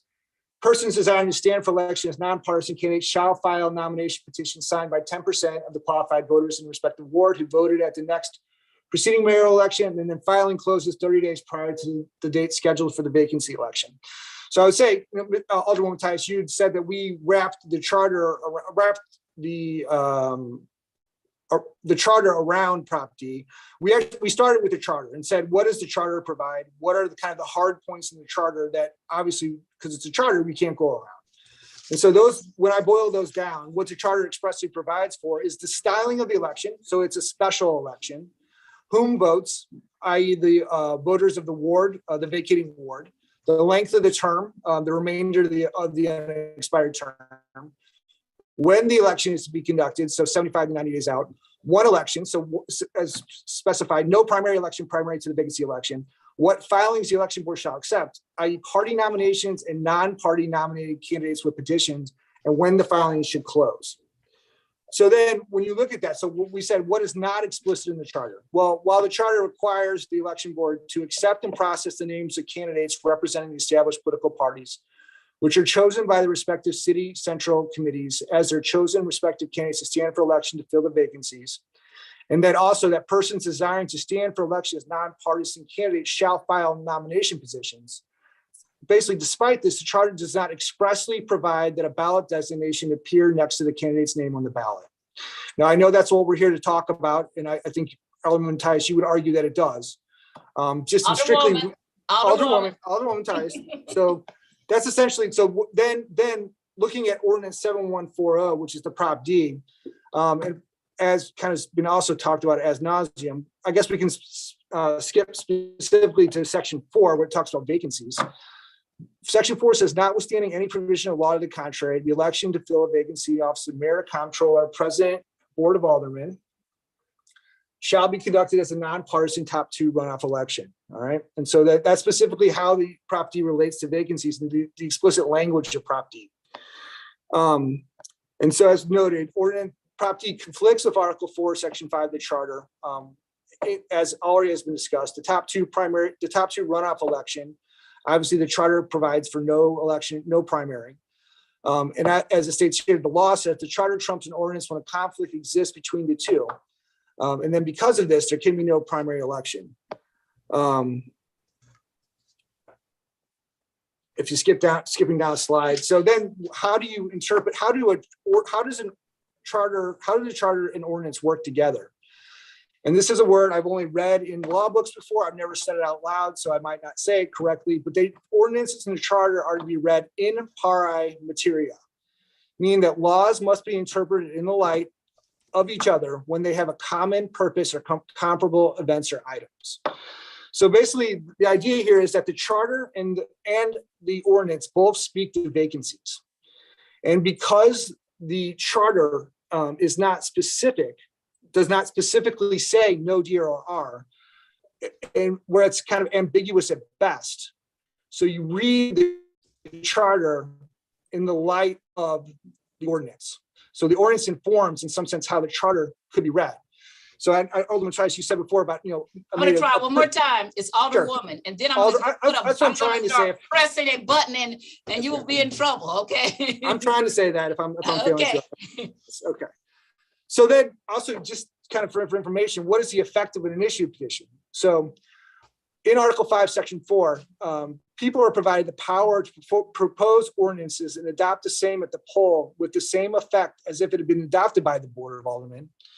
And then also as Article 2, Section 9 points out, the Board of Aldermen have the power, right, by ordinance to provide for and regulate municipal elections. So basically a charter, an initiative petition, an ordinance proposed by initiative petition would have the same effect as if the Board of Aldermen would pass an ordinance regulating an election. And so I guess the question is, does the charter speak to how a special vacancy election is to be conducted? If the charter does, then the charter determines how the election is to be conducted. If the charter does not speak to how the election is to be conducted, then Property Ordinance 71410 would provide guidance. And that's simply how we got to where we're at. So then reading them together, it's essentially, my slide cut off again, but in the slides that I sent you, it should be the full thing. But essentially, it's the charter says, basically charter provides January 24th, 2022, the clerk of the Board of Aldermen notified the election board of an aldermanic vacancy in Ward 28. This was more than 100 days prior to a city general election. The Board of Aldermen then, the Board of Elections says the vacancy will be filled through a special election by voters in the 20th ward. The vacancy election will be April 19, 2022, 85 days from January 24th. The election board will accept and process the name of candidates representing their established political parties. Nonpartisan candidates shall file nomination petitions by at least 300 Ward 28 registered voters, which is 10% of the registered voters who voted in the 2021 mayoral election. The filing deadline will be March 18th, which is 30 days prior to the April 19th. And the election conducted will be a nonpartisan election. So it's simply reading the charter with Prop D and coming to this conclusion. And so that's essentially where we stand today as far as the reasoning behind what the election board did, or that tries to explain our thought process. Okay. Anything else? No, that's all. Thank you. Okay, so what I want to go to, because been through all this stuff. Let's go to what the charter says. Sure. Let's go to Article 4, Section 5. Charter mandates it shall be a special election. Is that correct? That's correct. Shall be between 75 to 90 days, correct? Correct. Shall not be a primary election, correct? Correct. So now we get to, I want to know what your definition of partisan election is. Partisan election would be a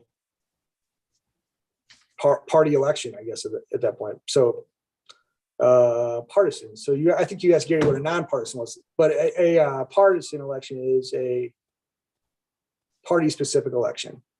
I guess, I don't know. That's not the best definition. I know I'm putting you on the spot. Okay. I already voted for your raise, so I still like you anyway. No, okay? I appreciate it. Thank you. I'll do my best. Okay. So I told you already, don't take this personal. This is me leaning in, okay? Okay. What is your definition of a nonpartisan election? Not partisan, simply that.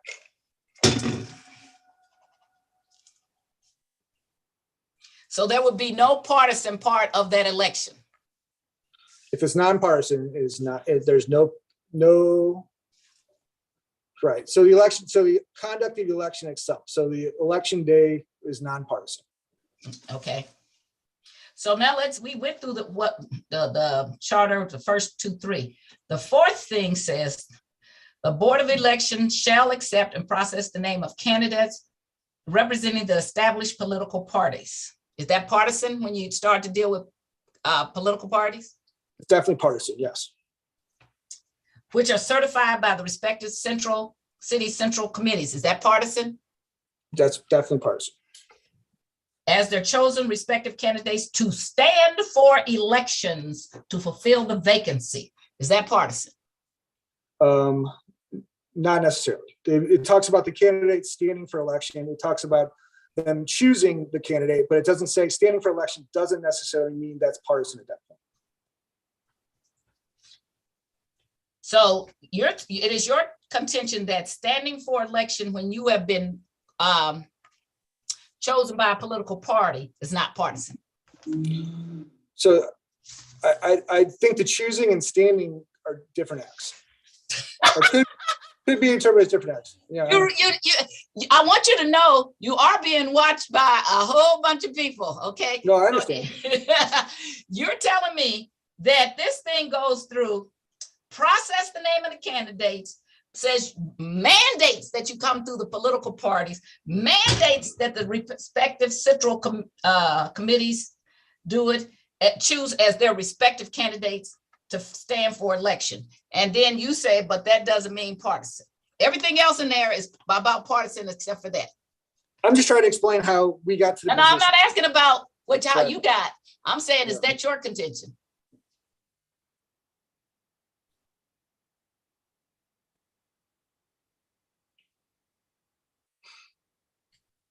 I can definitely understand as far as the different argument. And that's something that, as far as the brainstorming and consideration, is something that, So let me try again. right, sure. Is it your contention that this whole paragraph, in which the next one and the next one are all about partisan politics, Right. and not just can, because if they said can, I would be maybe on your side, but it mandates it. And I know who drew this stuff up. I know the people and what their thoughts. And I also know, so let me just go on, that for the last 30 and 40 years, the Board of Elections have also said that's what it means.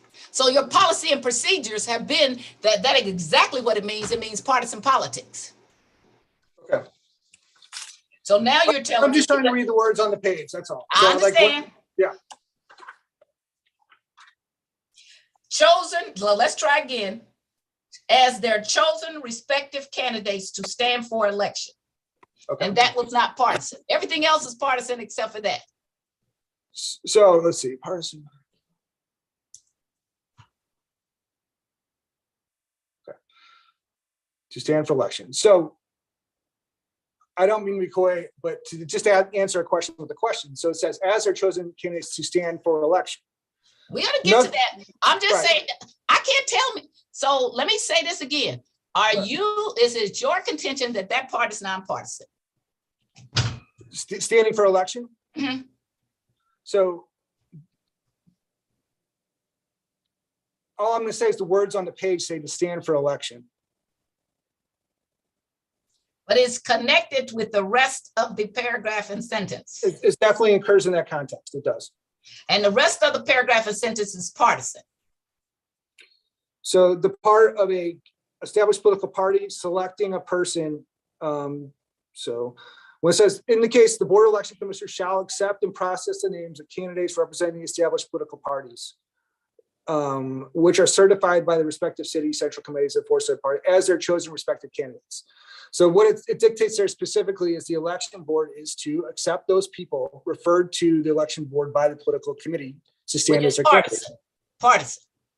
So the reference of the election board by the candidate to the election board is partisan.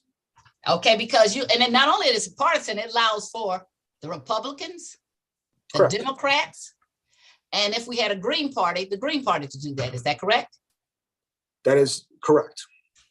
What it does not allow for is a nonpartisan candidate to file under these specific incidents. Is that correct? Yes, it is. Okay, thank you. Okay, No, so wait, so it allows it allows the central committees of the established political parties to refer candidates to us. And those candidates would be the chosen candidates of the party. they're more than referred, they certify it. They don't have a petition. They are certified. I've been through it. I used to be a committee. Right, no, that's correct. You're correct. So I actually do know the process really well, okay? I can't speak with 20 years of experience doing this, that's for sure. So, Mine is actually 30 years, but okay. Okay, so again, let's make sure we're not confused. right. The board shall accept and process the names of candidates representing the established political party, partisan, Right. which are certified by the respective central committees of the aforesaid parties, partisan, Correct. as their chosen representative candidate to stand for election to fulfill the vacancy. You're telling me that the political parties would then choose a nonpartisan person to represent them? Is that what you're saying that says? I just want to make sure I hear you. So what I'm saying is that it doesn't specific, so as their chosen candidates. You better go talk to your English teacher. I was an English teacher. So it says essentially as their, it says we are to accept that, it says the election board is to accept that candidate as the party's chosen candidate. No. It says that, you better read this again, okay? Because it says,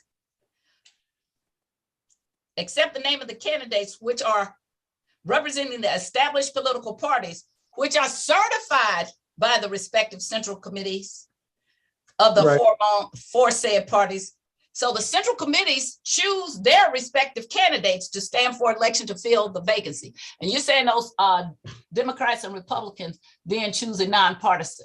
Is that what you're saying? I'm saying they're choosing a candidate to stand for election.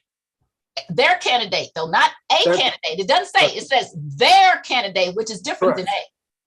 So So they're, they're choosing their candidate. I agree. with you. and I've been a committee person here. Pam Boyd has been a committee person here. And our candidate is a Democrat when we are Democratic committee people. It is not a nonpartisan.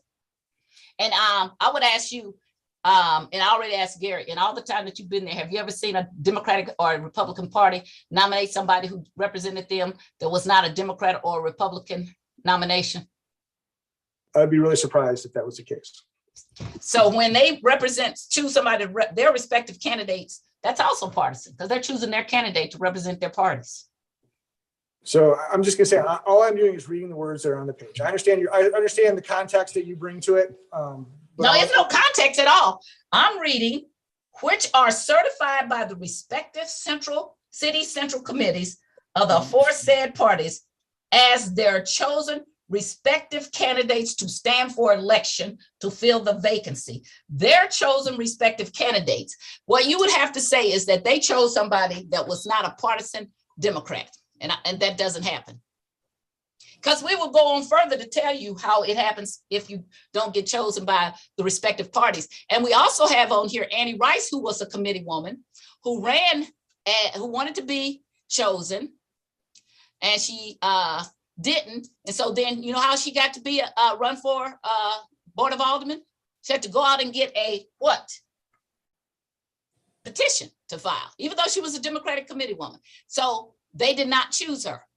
Mhm. And you all had that election. Because there's no, if you show me one time that a Democrat or Republican said, we put a nonpartisan candidate, I'll be quiet. But that is stretching the truth, and it is not what it says. It says they choose their candidate to stand for election to fill the vacancy. So I will ask you again, stand for election, what does that mean to you? Stand for election means to be on the ballot. To stand for election, that means to be on the ballot on election day. Stand for election. Okay, so you're telling me that the political parties picked a nonpartisan candidate to stand for election. So all I'm asking you yes or no. Do you believe? No. Do you believe that political parties picked a nonpartisan candidate to stand for election? No, obviously not. If the committees. Okay, thank you. That's all. My question, do you believe? Obviously not is of course the answer. And not only is it obviously not, it is also the past practice forever. Okay. Right. All right. Let's go on to the next thing. That the certification of candidates shall be delivered to the Board of Election Commission by the aforesaid several city central committees. Is that partisan?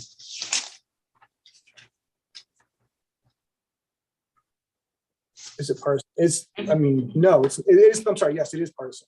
Okay. What I'm trying to reach out to you to make you understand is that 4, 5, and 6 all talk to partisan politics. 6, said board shall receive not less than, shall receive the nomination and the certification not less than 30 days before the date of the special election. Mhm. Okay? Now, 7 says of the charter that persons desiring to stand for election as nonpartisan candidates shall file a nomination petition signed in the aggregate for each candidate. So if you want to file as a nonpartisan candidate and the Democrats or the Republicans didn't pick me, you can go out and file a petition as a nonpartisan candidate. Is that correct? Correct. And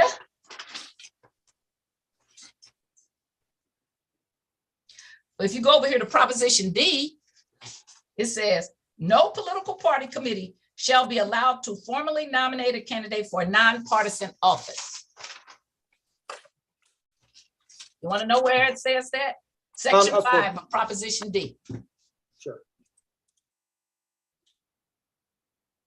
Because I'm wondering why you didn't have this in your PowerPoint.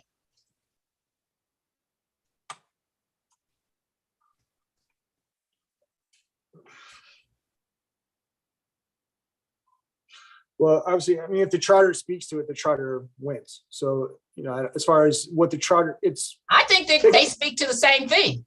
The section D of Proposition 5 and the charter say the same thing. You can't have a no political, you got to have a partisan. That's exactly what it means. You're stretching all around it, but both of them say the same thing. You cannot have a nonpartisan candidate. Mm-hmm. So the candidate has to be partisan. How does the candidate become partisan? You put a D or an R or a G or whatever by their name.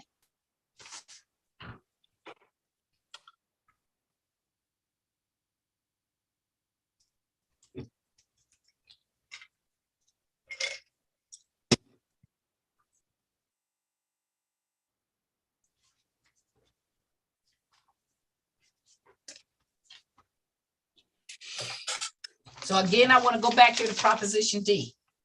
No political party committee shall be allowed to formally nominate a candidate for a nonpartisan office. That's what Proposition D, Section 5 says. Right.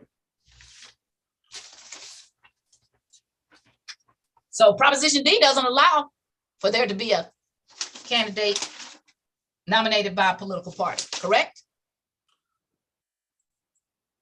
that's what Prop D says, but. Okay, can I say no, you something? cannot. No, because I'm going to the next. I'm going to connect it all. All right. You cannot. I, as a lawyer, hate it when I'm on the stand and people do me like this. So I understand it, okay? I was gonna say, I used to be a public defender too. We went to the same school. I know, So I appreciate hate it. And the judge has to say, Ms. Tyus, answer the questions, okay? So I get in trouble all the time when I'm on the stand because I want to pontificate my answers too, but I'm just not gonna let you do it, okay? That's fine. All right, we're gonna do crosser here. Okay, so we go back here to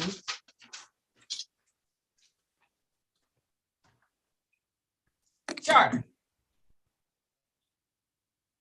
Again, so since you want to work Proposition D and the charter together, the charter says these people right here that are getting nominated are partisan. Proposition D said no political party shall be allowed to formally nominate a candidate for a nonpartisan office. With those two working together, it says, because this is not a nonpartisan office. And I don't know why everything else, you're trying to go all around this, but you don't want to admit that the two say the same thing, that this is a partisan office. And that is why you have to have a partisan election. You are trying to, and now disavow each part of them and saying, well, Proposition D doesn't apply because obviously these are partisan offices. And so therefore you can do this. You can't have it both ways. And so I would like to see thought out opinion how this works, because what you're saying doesn't make any sense. And all the buzz I'm getting from people all over says what you're saying doesn't make any sense, okay? And so that's why I asked, do you have a written opinion? I've asked for one, a formal opinion from our city councilor. I would love to see something that your lawyers say that's formal. And I see Alderman Boyd has his hand up, so I want to stop for a minute and let him ask a question if he has a question. I do. Thank you, Madam Chair, because some of this seems to be kind of confusion and I'm pretty logical in my processing. So I'm going to ask Ben or Gary, it doesn't matter who answer this question. The 28th Ward alderperson who was previously was elected as a Democrat. Is that right? That's my understanding. I wasn't here when it happened, but that's my understanding. It's a Democrat. Okay, right, because that was 3 years ago or so. And so if that person was elected as a Democrat, then the party would have to pick the nominee for the Democrat to fulfill that legal obligation of a Democratic seat. Would that make sense?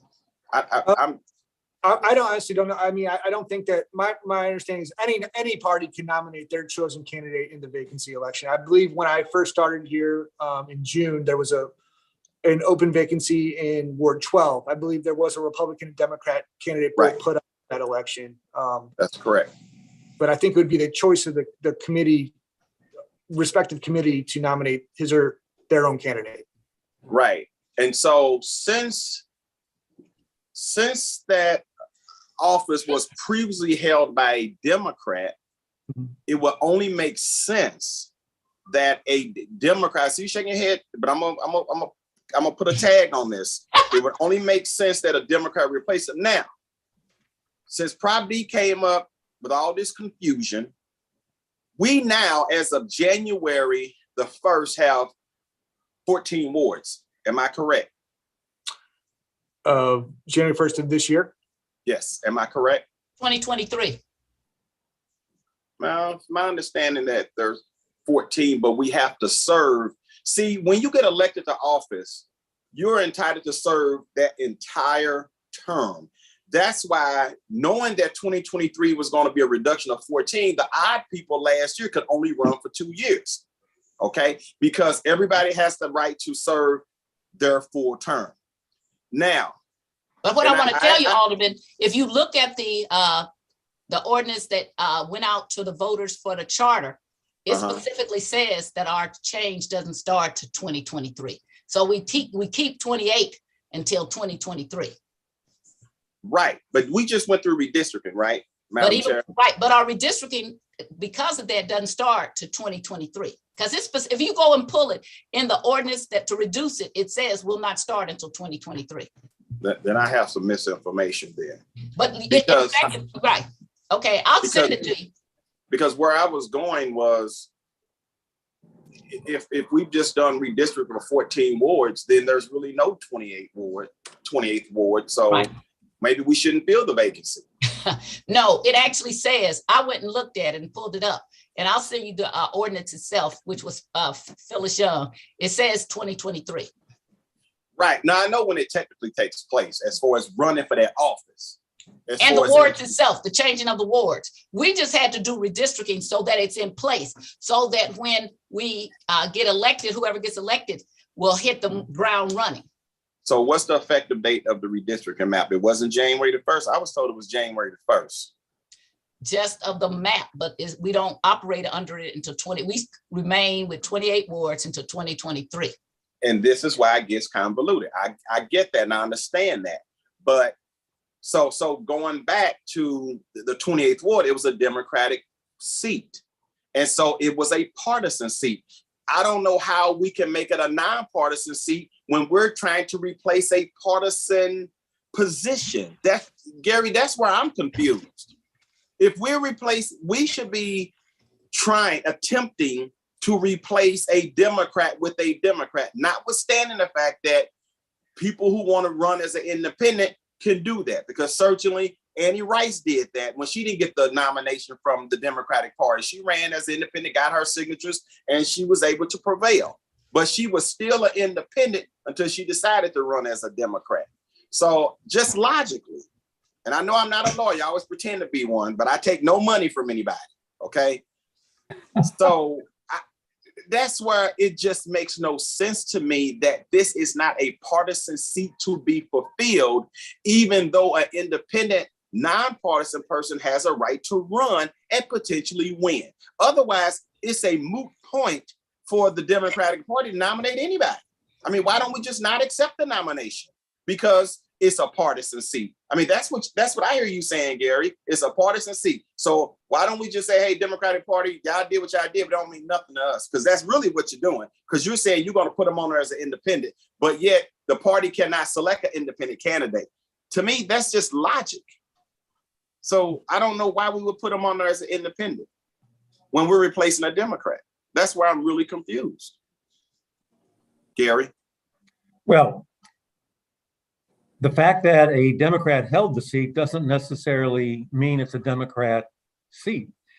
If somebody runs as a nonpartisan independent, and if they're strong enough to gather enough votes, they become the elected aldermanic person, right, even though the seat previously was held by a Democrat, maybe it was held by a Democrat for many, many years.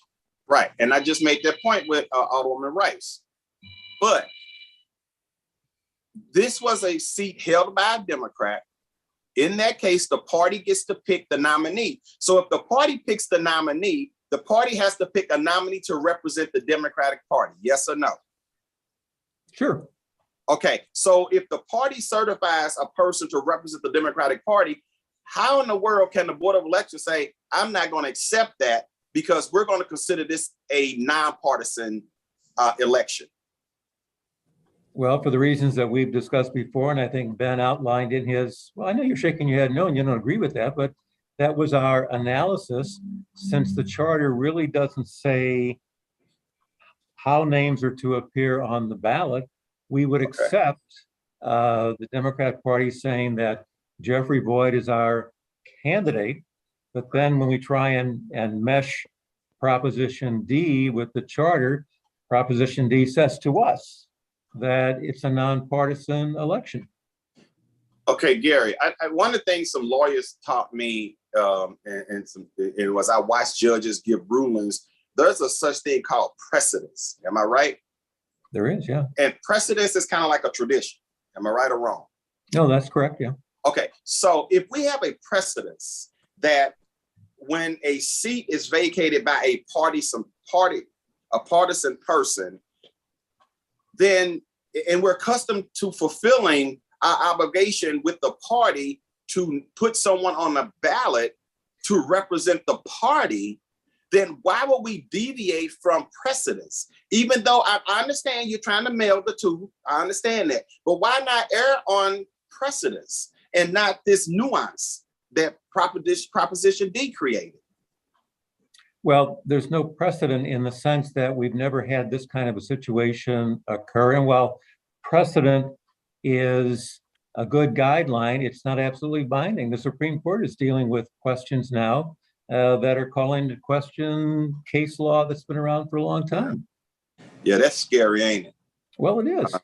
Yeah. But this shouldn't be a complicated thing. I mean, it really has turned into something real complicated. I mean, I don't see how the Board of Election could err in any way whatsoever if the nominee from the 28th Ward was a Democrat nominated by the Democratic Party and went on the ballot as a Democrat. I don't see how you could err at all and be in conflict with Proposition D because this existed before Proposition D. Well, sure, this charter's been around for many, many years. Now, Okay, change, I guess laws change. I guess we're just not going to agree, as you know, lawyers often don't. You know, there's always a defendant and there's always the defense, right? And, you know, and Yes, there's the plaintiff. You know, so each one has their sides, and so because I'm not legally a lawyer, I'm not going to really do a lot of debating. I'm just trying to be a logical process thinker in this case. And I just err on the side of the chairwoman of the street department. And I know she is a lawyer, and I know you're a lawyer, and I know Ben is a lawyer. But sometimes odd man outwins. That's all I have. Thank you. You're a good person. I have nothing further, Madam Chair. Thank you. Alderwoman Boyd has her hands up. The question that I have, because it seems like it's conflicting. Per the charter, it says that people can run, and it's stating that they can do their party. And the Democratic, Central Democratic Committee, the Republican Committee, and the other committees, they can pick their candidate. But what you all are saying, they can't pick their candidate and put them on the ballot. Is that what you're saying? As their parties? So I get to Alderman Boyd, this is Ben. So as far as what the candidate, the Central Committee can choose their candidate. What I think we're saying is that the charter on its face is silent as to how the election itself is to be conducted. And because it's silent, Proposition D then informs how the election is to be conducted on election day. So, okay, so I'm kind of confused because it's saying persons desiring to stand for election as nonpartisan, those people have to get a petition. But it doesn't say the nominee from the Democratic committee or the Republican committee has to do a petition. So if I'm going for a Democrat, Sharon's going for a Republican, somebody else is nonpartisan, that nonpartisan has to get the petition, correct? If they're not going through the central committee, that's correct.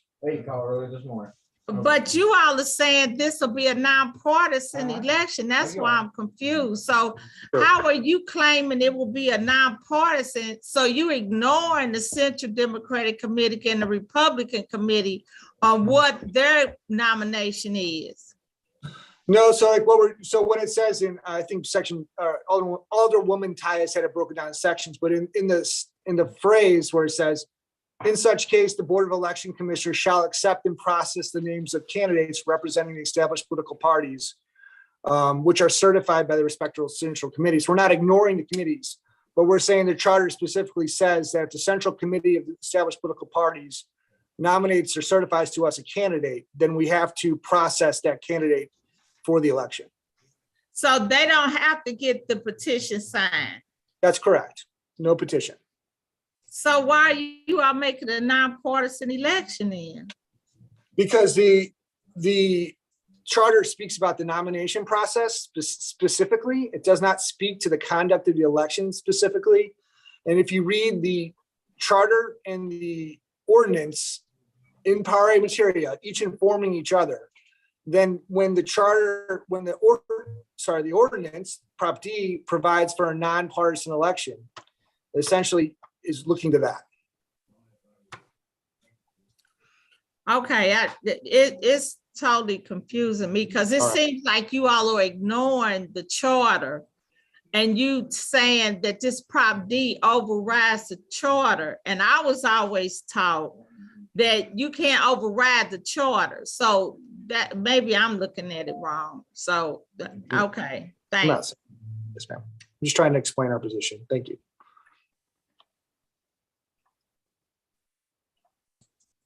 Carl? Alderman Vaccaro? Yeah, okay. I do have a couple questions or comments. And I would ask Alderwoman Tyus or Gary or someone could maybe answer this. But I agree that the city councilor should not have any say in this. I mean, I agree with that. I think they're not a city office. Plus, I don't know. I just don't think they should. I would say, Gary, why haven't these guys gone to the state? And the other thing I would ask from Alderwoman Tyus is, why don't we have our attorney take this to court and get a legal opinion from a real judge so that we can figure this out? Because I agree, if the Democratic Party is nominating someone, they should have a D behind their name, and the Republican Party the same. And and if we go with the Prop D, then I think the Democratic Party should be able to nominate 700 people. Because of the rank, well, you got the ranked choice thing going on. So maybe we should have them, this way. I think it treats one group unfairly, saying you don't have to get petitions because there's a group of people, even though they're Democrats, and some party will pretend it's not. But we're going to punish you by saying, since that party's not picking you, even though we're saying we're not going to put a D behind that person's name. I would ask that Gary and Ben, that you would get a legal opinion from the state, not from the city. And I would say, Alderwoman Tyus, maybe we need to have our attorney file something. I'm surprised that the Senate Democratic Committee hasn't done it, because this is really, you're battling for them. Technically, I think in this case, I should put a D and an R and a G behind the names. I don't see it being the big violation, but I would ask, Gary and Ben, can you please get something from the state?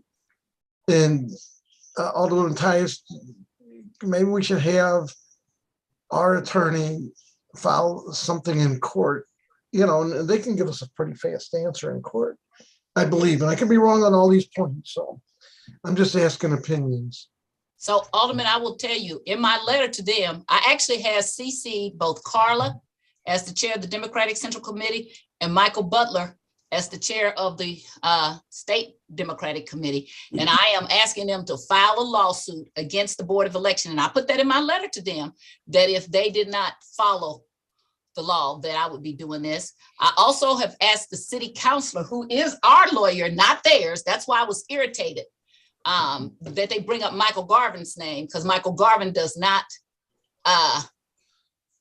represent them. And so he's created some sort of a conflict of interest. I have asked the city councilor, who is not Michael Garvin, to appear before our committee. She didn't. She's going to get a subpoena. So we're going to continue until tomorrow. And so I'm filling out subpoenas because she will come before us. And now that they brought up Michael Garvin as somewhat being their lawyer, and that's why our lawyer has no business over there representing Anheuser-Busch or the Board of Election, because they work for the city of St. Louis and their departments. And the first thing in our charter, it says they represent is not the mayor, it is the Board of Aldermen. And as to, so I am intending to sue them because this is wrong. This is not correct. It is not anything that's hard. It's something they're stretching to do and wrapping us around the Proposition D, when both Proposition D and the charter, this is what they don't want you to hear. Let me say again, both Proposition D and the charter says that a nonpartisan, no political party shall be allowed to formally nominate a candidate for a nonpartisan office. That is Proposition D. When you go to the charter, it says the only way you can be a nonpartisan person and stand for election, because they keep saying, well, this isn't referring to the elections. It most certainly is. Everything about it is an election. And it goes on to say, the person who desires to stand for election as a nonpartisan candidate shall file nomination petition. It talks about the election the whole time. They're just trying to eradicate that like it doesn't appear. Okay, and that's why they don't have these things in here, because they're trying to pick and choose. You cannot cherry pick. The charter is right there telling you how to do it. Anything you're doing other than that is something where you're trying to allow an ordinance to modify the charter. It cannot. It's a pretty easy argument. And if it was such a good argument that they had, they should, as you said, had a written opinion in which they do not. Okay, so I do intend for us to take this on. This is important to us. I'm not just doing it for the Democratic Central Committee. I'm doing it because Proposition D is poorly written, tricked people. People voted for stuff, had all kind of crazy outcomes. Alderman Bosley got 70-some% of the vote and had to run with the same person again.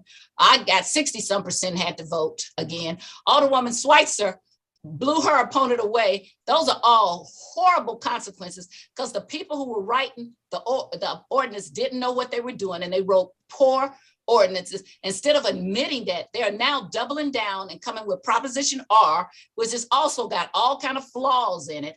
And so we might as well let people know now, and that we're not going to let that go by and sleep on it anymore. A bunch of us are going to go out and talk about who's doing this and the flaws and the problem that's going on with these things so that they can know. And I feel sorry for the Board of Election, because the Board of Elections didn't even hardly have time when Proposition D went into effect. We voted for that in November, no time to really go through it. They're then having to run through and do all of this.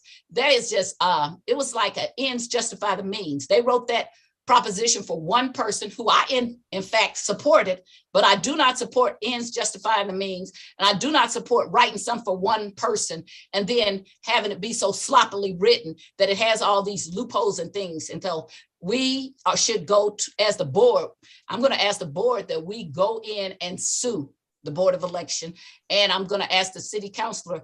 Well, I'm not going to ask anymore because I've told her twice to come here. So she'll get a subpoena to appear before us, because we're going to continue this, because I want to know what her opinion is. And I want to hear Michael Garvin explain to me why he was over there giving counsel to the Board of Elections. Alderman. Well, Alderwoman, first off, I would say, using the city attorney, I had this issue before with CREA, the Civil Rights Enforcement. If for some reason I violate your civil rights, you feel I violated them. Now you're an employee, I'm an employee.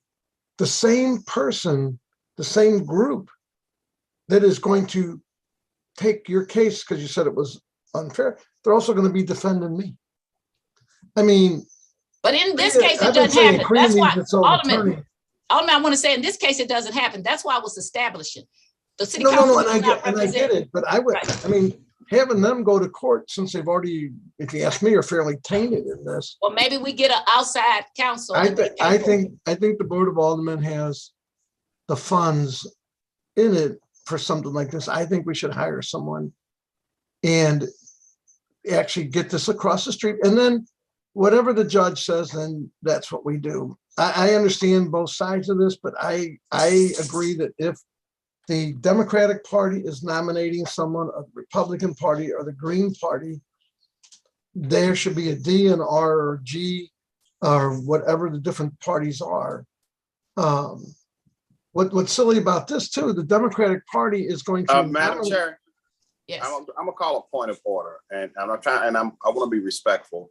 But I know Alderwoman, I don't remember Alderman Vaccaro having his hand up. I know Alderwoman Schweitzer had her hand up, and then I put my hand up again after she did. And I just want to know, are we going to do a free for all, or are we going to kind of go in order that people might raise their hand? Well, I had my hand up, but I didn't have my picture on. He did actually have his hand up. I have my hand up, but I don't always have my picture on. Wait a minute, But I'm about to wrap Excuse me, up Alderman. anyway. Excuse me, Alderman. Okay, he did have his hand up, and then it was Schweitzer, and then we always go to the person who has spoken once Correct. before you go back to Correct. the second person. So Okay. I actually did write down. Okay. Oh, he's on there twice. That's why I'm probably confused. Okay, yes, He's on there okay. twice. Right. All right.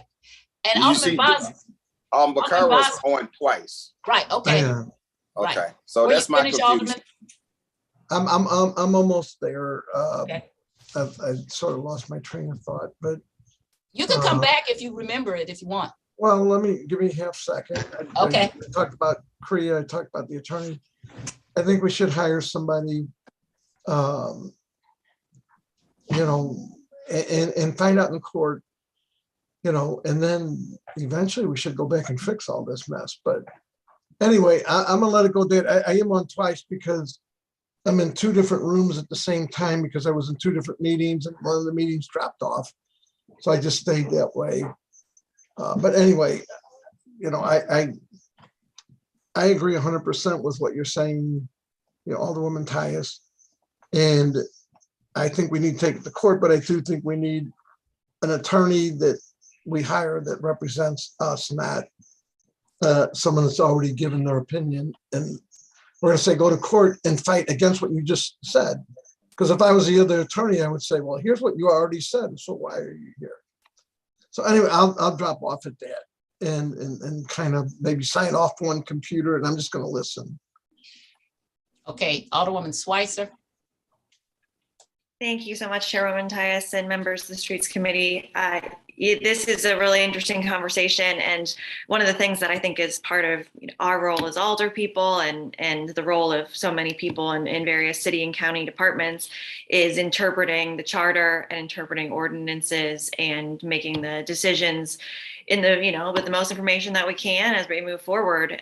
Some of the questions that have sort of stood out to me is that, does the charter say that parties nominate to fill a vacancy? Yes, it seems to. Does the charter say that the ballot must show or shall show whether that person who's nominated by that party has a D or an R or whatever behind their name? No, I don't believe the charter says that. If the charter doesn't say that, which I don't think it does, do we then move to ordinances or, this case, an initiative petition that follows the same pathway as an ordinance? I think yes. So I can see how the Board of Elections came to their determination. I'm also hearing that the person who is nominated by the Democratic Central Committee, may plan to sue over this issue as well. And if the Board of Aldermen is having getting a legal opinion, or the Board of Elections is getting a legal opinion, I think that we might find that there are other interpretations of this to go with. So I can definitely see and how the election board came to this decision, and I obviously very much appreciate their time today and coming and explaining it to us. It's very, very helpful. Yeah, I appreciate Chairwoman Tyus for bringing this up and allowing this discussion. I've certainly learned a lot more about the charter and everything through this, and I really appreciate the time to speak. Thank you. Okay, thank you. Alderman Bosley. All right. I got, of course, I've been reading the charter since we've been here. From my understanding, and I got a question for. A lot of this seems to be more of I'm reading what it says, and I do see there is some sort of an absence in, ballot language, and why you would go and look for Prop D to be, I guess, the decider of how to conduct that election, by way of whether to put that party by that candidate's name. I guess my question would be, you are a lawyer. Is it of your opinion that if you were to put that D or there or allow a candidate to represent its party and that was placed on the ballot, would you then in fact be breaking the city ordinance? Would you be doing something unlawful if you were to proceed and put those things there and identify the party? So Brandon, Alderman Bosley, you broke up a little bit there, but was that question directed to me? It was. Want me to repeat? So I think I understand the question, but when you said I'll ask a question to so-and-so, it broke up a little bit. But what I would say is, with our reading of the charter with the ordinance together, if the ordinance would have some bearing on how we interpret how the special vacancy elections to be done, I think it would be unlawful if that is the correct reading. Okay, so is it in your opinion that is the correct reading? Well, I mean, at I this just want to point, make sure that I'm clear that you all would feel that there was some type of a consequence, or you'd be breaking the law knowingly if you move forward with putting, identifying those candidates with their party on the ballot. So as Alderman Tyus just kind of referred to, I mean, so this has been a question we've been debating for the last couple of weeks. The election is it's the 19th of April, and when it's supposed to be happening, filing wouldn't close to the 30th. So, I would say right now, our position is that we stated in the notice that we provided, this is our position. So that's our belief at this time. So that's all I can really answer to that, if that makes sense or not. Does that answer your question? It does. And once again, it sounds like an interpretation, something that right. We can't particularly point to and define and say, this is something that says we shall not do. In the ordinance, do you feel like there's something that says you shall not put those candidates, identify their party? Do you feel like there's a section that says you shall not? It doesn't say it anyplace. There's nothing that says that shall not. That's correct. So in my opinion, or in your opinion, it leaves it open to where it kind of could be up for not only discussion, but up to the Board of Elections' complete interpretation, because it seems to be nothing under the charter that would direct you to do a particular thing. I think so that's you all are interpreting that ordinance. Yeah. I'm sorry, go ahead. I'm sorry, I cut you off. I would say that's our interpretation. Oh, that's okay. It says essentially that the charter is silent in some sense. The charter isn't clear as far as what its directive are, as far as how the conduct of the election is supposed to be had. Therefore, then you turn to the ordinance, which gives some instruction. And so I think what you said puts it in a nutshell. Understood. So, and with that ordinance, it doesn't, once again, just like the charter, doesn't completely specify or not specify. It gives that, once again, room for interpretation. What it seems like it's given is some little bit of room for you all to make decisions on how you feel these elections should be conducted based on there not being real concrete verbiage that instructs. Is that? Well, I would say in some sense, the ordinance is more concrete than what the charter says, but then that's where, in those concrete instances, a lot of it conflicts with what's in the, specifically laid out in the charter. So that's, where those kind of butt against each other. Obviously, the charter would win. It's in those instances where it's not all the way spelled out by what the charter says, where the code might give guidance. Understood. And I definitely see once again that position. And it does speak to the partisan candidates being nominated and us identifying here in the charter with those candidates. And by definition, partisan here in Missouri state statute is a partisan political office, any office of which a candidate is nominated or elected as representing a party pursuant to Chapter 115. So, I mean, it definitely is speaking solely to parties and us identifying those parties. So it kind of seems like you do have the authority to some degree to interpret that and say that we are just going to run with this. And if there's, sorry, I got a call but if we make this decision and it is wrong, we also can go and get an outside legal opinion also. But this is our interpretation of it. And because of this being left up to our interpretation, with it not being solely specified through the charter, and it seems like the charter and the ordinance, once again, is having that bump. Will it be safe to say that if most aldermen that, I guess,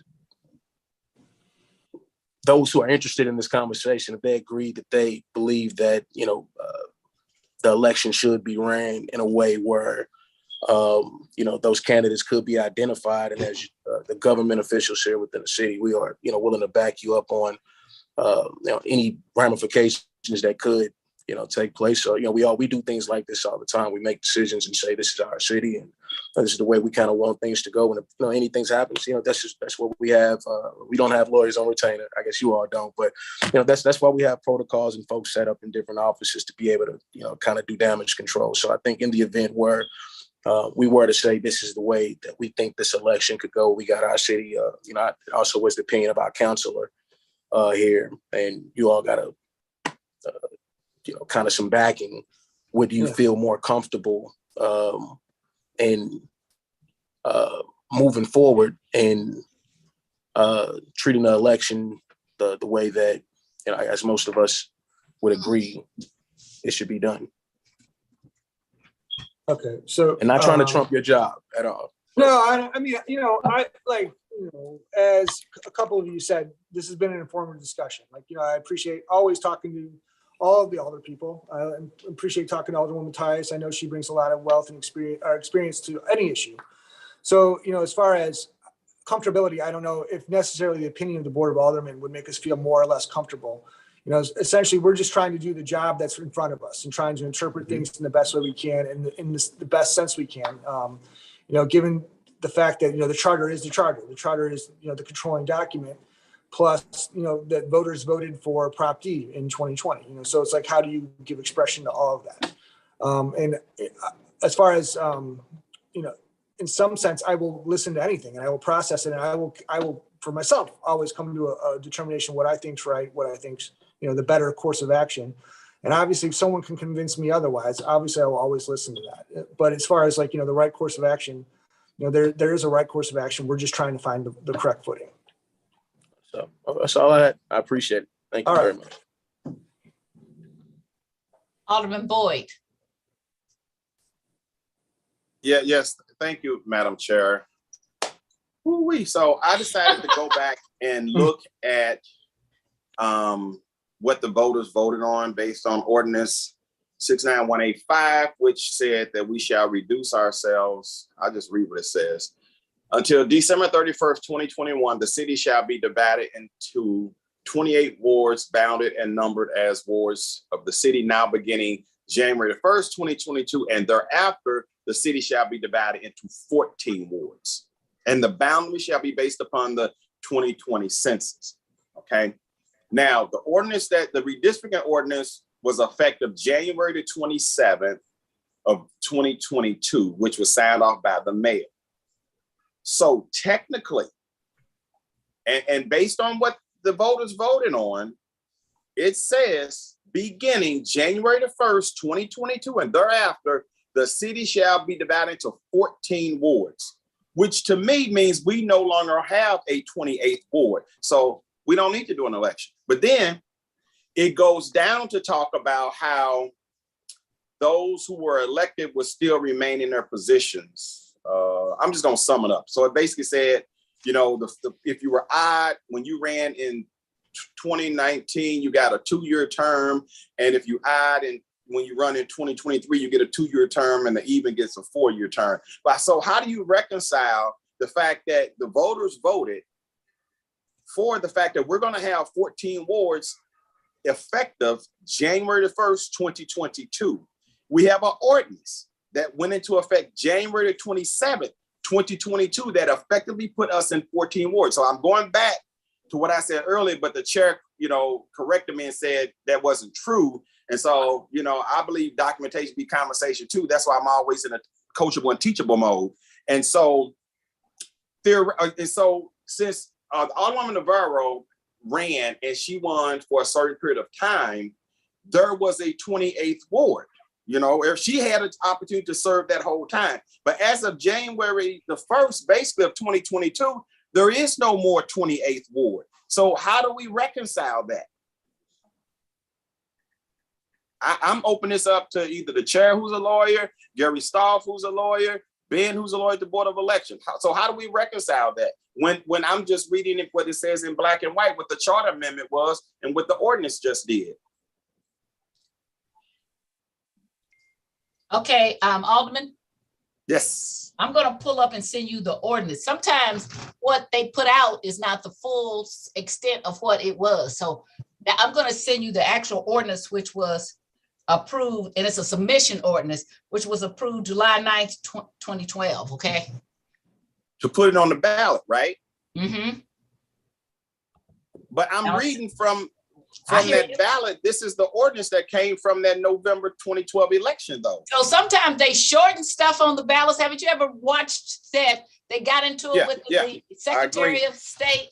I know, I got you. But okay, I'm reading, so I understand. But I'm reading the ordinance. Okay, wait a minute. Let me get it for you. You reading the ordinance? 69185. Okay. 69185. Hold on.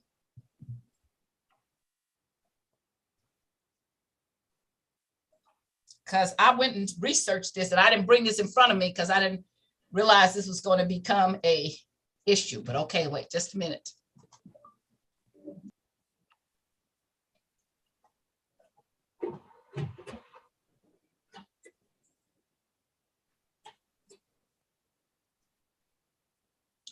And I'll tell you where I was reading from. Go back up to it. Section 3. Pulling it up now because there's something in there. Wait a minute. Well, actually, section 3 boards. Actually, it's section 1. I'm sorry. Section 1. Then it says a section 3 wards. Wait a minute. Okay. Because that's what I thought at first when I first started looking at this too. This is what's happened when you change so many things at one time. And that's why I say people don't know what connects to what, because, okay.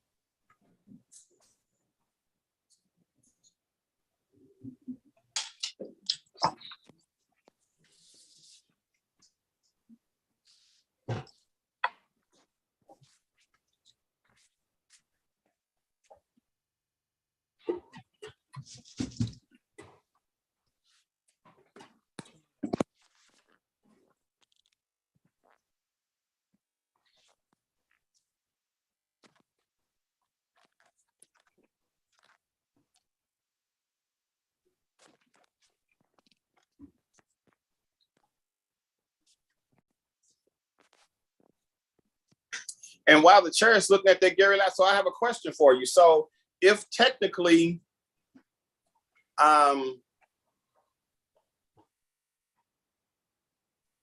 let me ask you another question. So when will the data come out as far as the precincts and all of that stuff for the newly 14 created wards, which was effective January 2022? When will we get precinct information?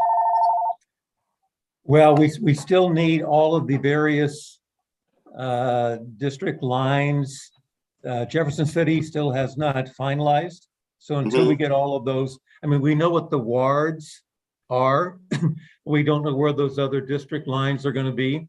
And when we draw our precincts and set up our polling places, we try not to cross district lines in a given precinct, just because it makes things less confusing that way. Okay. Okay. Thank you. Okay, Mr. Vice Chair, I'm Vice President. If you look in Part C, Section 1, composition. Part C, section, are you in ordinance 69185? Yes, and it's page. Part C, okay. Yes, I think it's page. Composition 4 of 6. up there. You see it? Okay, letters of honors, every limitation before the first day of land insertion. So it tells us until the first day of April 2023, we still keep 28. Okay. So yeah, okay. So that wait a minute. We've actually done it specifically redistricting. says 28. Okay. It specifically says 28. Correct. Got it. Okay. Thank you. I'm usually pretty good with this. That's okay. Okay. Thank you for the clarity. All right. I would have had it marked, and I probably should have, because I should have figured it was going to come up, because that was my first thought too. Yeah, and yeah, I'm still back and to too many changes going on at once. I'll tell you that. I agree. All right. Thank you. They did a better job. You know, I'm not a fan of the sponsor of this bill at all, Phyllis Young, but they did a much better job of what they were doing than the people who wrote Proposition D, okay? Because they were legislators, and I'm all for the citizens legislating, but they better give people the right stuff that makes sense, okay? Got it. All right. Okay, does anybody else have any questions or concerns to the two members of the Board of Elections that came? Anybody not on the committee? Anybody on the committee? Because what we're going to do. I do. Yes, sir. I'm sorry, Madam Chair. Yes, So sir. Gary, let me ask you this. Based on, what you guys have heard in this hearing, and certainly we were not part of the discussions on the final decision that you guys made, is there any harm, any foul to put a D after the Democratic nominee on the ticket? Will it conflict with the charter? Since I heard Ben say it was silent? Well, our analysis, we think that Prop D requires a nonpartisan election. Now, I know there's some difference of opinion among the members of these committees, and I'm certainly a respectful admirer of Sharon, of Alderwoman Tyus and her analyses and her thoroughness. As of right now, I'd say we're planning to continue doing what we're doing unless, I guess, potentially, well, if someone files a suit and a judge says do it differently, we would certainly abide by that. But Gary, wouldn't it make sense though, even when they put in the language to reduce the Board of Aldermen, they kept to 28. And back then they were partisan elections. And so if we're gonna stay true to the voters, reducing the Board of Aldermen, that we should stay true to the partisan effort or the partisan, what's the word I'm looking for? I just asked you about it not long ago. Lawyers do it all, the precedents, the partisan precedents. Shouldn't we stay loyal to that? Well, I'm not sure there's a precedent beyond the fact that when there's an aldermanic vacancy, even before Prop D, there's a provision for people to run as nonpartisan independent. Now exactly. So potentially, but guess what? They had an I by their name, and the party person had a D by their name, right?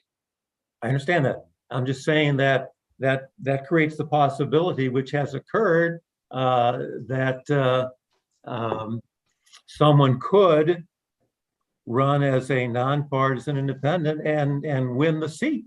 And Right, I agree. I mean, precedents change based on changes in the law, sometimes based on changes of the makeup of a court. And Proposition D changed what had been a precedent of always having partisan municipal elections. Okay, so basically what you're saying in a nutshell is you're gonna disregard what the party wants based on what the party certifying, and you're gonna give them a waiver for having to go get signatures, right? Because technically isn't that how you, I mean, it's like you were mixing apples and oranges. Either you're gonna accept the certified nomination from the Democratic Party and have a Democrat on the ballot, or you're not. And if you're not, and going back to what Alderman Vaccaro said, so if you're not going to accept the certification, then that person that they nominated should be required to go out and get signatures. You can't have it both ways, Gary. We're not trying and I'm to. not a lawyer. I just played one on TV, okay? We're trying to observe the requirements of both the charter and the ordinance. Okay. But you're not doing it. Well, we think And I about will it. say further, you shouldn't even do it. The charter and the ordinance doesn't, you don't need to do it, both of them. This is my point. There is already a process by the charter. The ordinance is out the window as not only pertains to replacing members of the Board of Aldermen, it's also out the window as it pertains to replacing the mayor and the comptroller. And they're trying to mash apples and oranges, as you said. And if you don't look at anything else, the charter specifically says the only way you can stand as a nonpartisan candidate is you file a nomination petition. You cannot go around that, okay? And then Proposition D says, no political party committee shall be allowed to formally nominate a candidate for a nonpartisan office. So since the political parties are nominating, that cannot be a nonpartisan office. All they're saying is a bunch of we think, and no legal opinions, trying to use our city councilor, which is ridiculous. And so that's why I had this, because I wanted people to bring this to their attentions, okay, of what was going on. We have let this kind of thing slip before. And now, as senior alderman, Alderman Vaccaro, Boyd, and Tyus, we are not going to let this kind of thing go on without a challenge, is what I'm saying, okay? And if it has to be a lawsuit, so be it. The sooner the better. And I just got a thing from Alderwoman Rice. She says that the Democratic candidate is willing to take it to court also. But I think that both the Democratic Party, the Republican Party, and the Democratic Central Committee and the Republican Central Committee should be suing the Board of Elections from all things, because they are absolutely trying to mix apples and oranges. And you don't even have to go to the proposition, because it's already a way to replace aldermen. So does anybody else have anything else that they need to say? The charter is specific about how to replace aldermen. So at this time, since our city councilor didn't show up, we will be recessing again. At 10 o'clock tomorrow, we will come back and start our hearings again, and hopefully the city councilor will appear. I am I'm going to talk to our attorney, and I've already talked to our clerk and left a message for our president about subpoenas. I don't like people who don't feel like they have to come before the Board of Aldermen. And so we'll do whatever we have to do to get some answers from our city councilor and those people who, which is interesting to me, the Board of Elections, who they do not represent, they've talked to, but then they don't want to come before us. That's very interesting to me. And so we'll have to do it a different way. Excuse me, Chairwoman, I'm sorry to interrupt. You said Michael Garvin. We're gonna, Michael Garvin, city councilor, maybe somebody else too, because there's another name that appeared in this, and I was trying not to bring them in it, but questions will be answered. I think he's on the attendee side. Okay, well, right now, but I want the city councilor to be here with Michael Garvin now. I wasn't even going to invite Michael Garvin. Got it. Because to me, he's already got a conflict when he's over there talking to the Board of Elections. So I want the city councilor, because that's who I was told initially had given them opinion, the city councilor, and she didn't indicate that she had. And so now I want to hear from her. So we will be recessing to 10 o'clock tomorrow. Okay. All right. Thank you. All right. Everybody be safe. Thank you. Thank you. Thank you. Peace.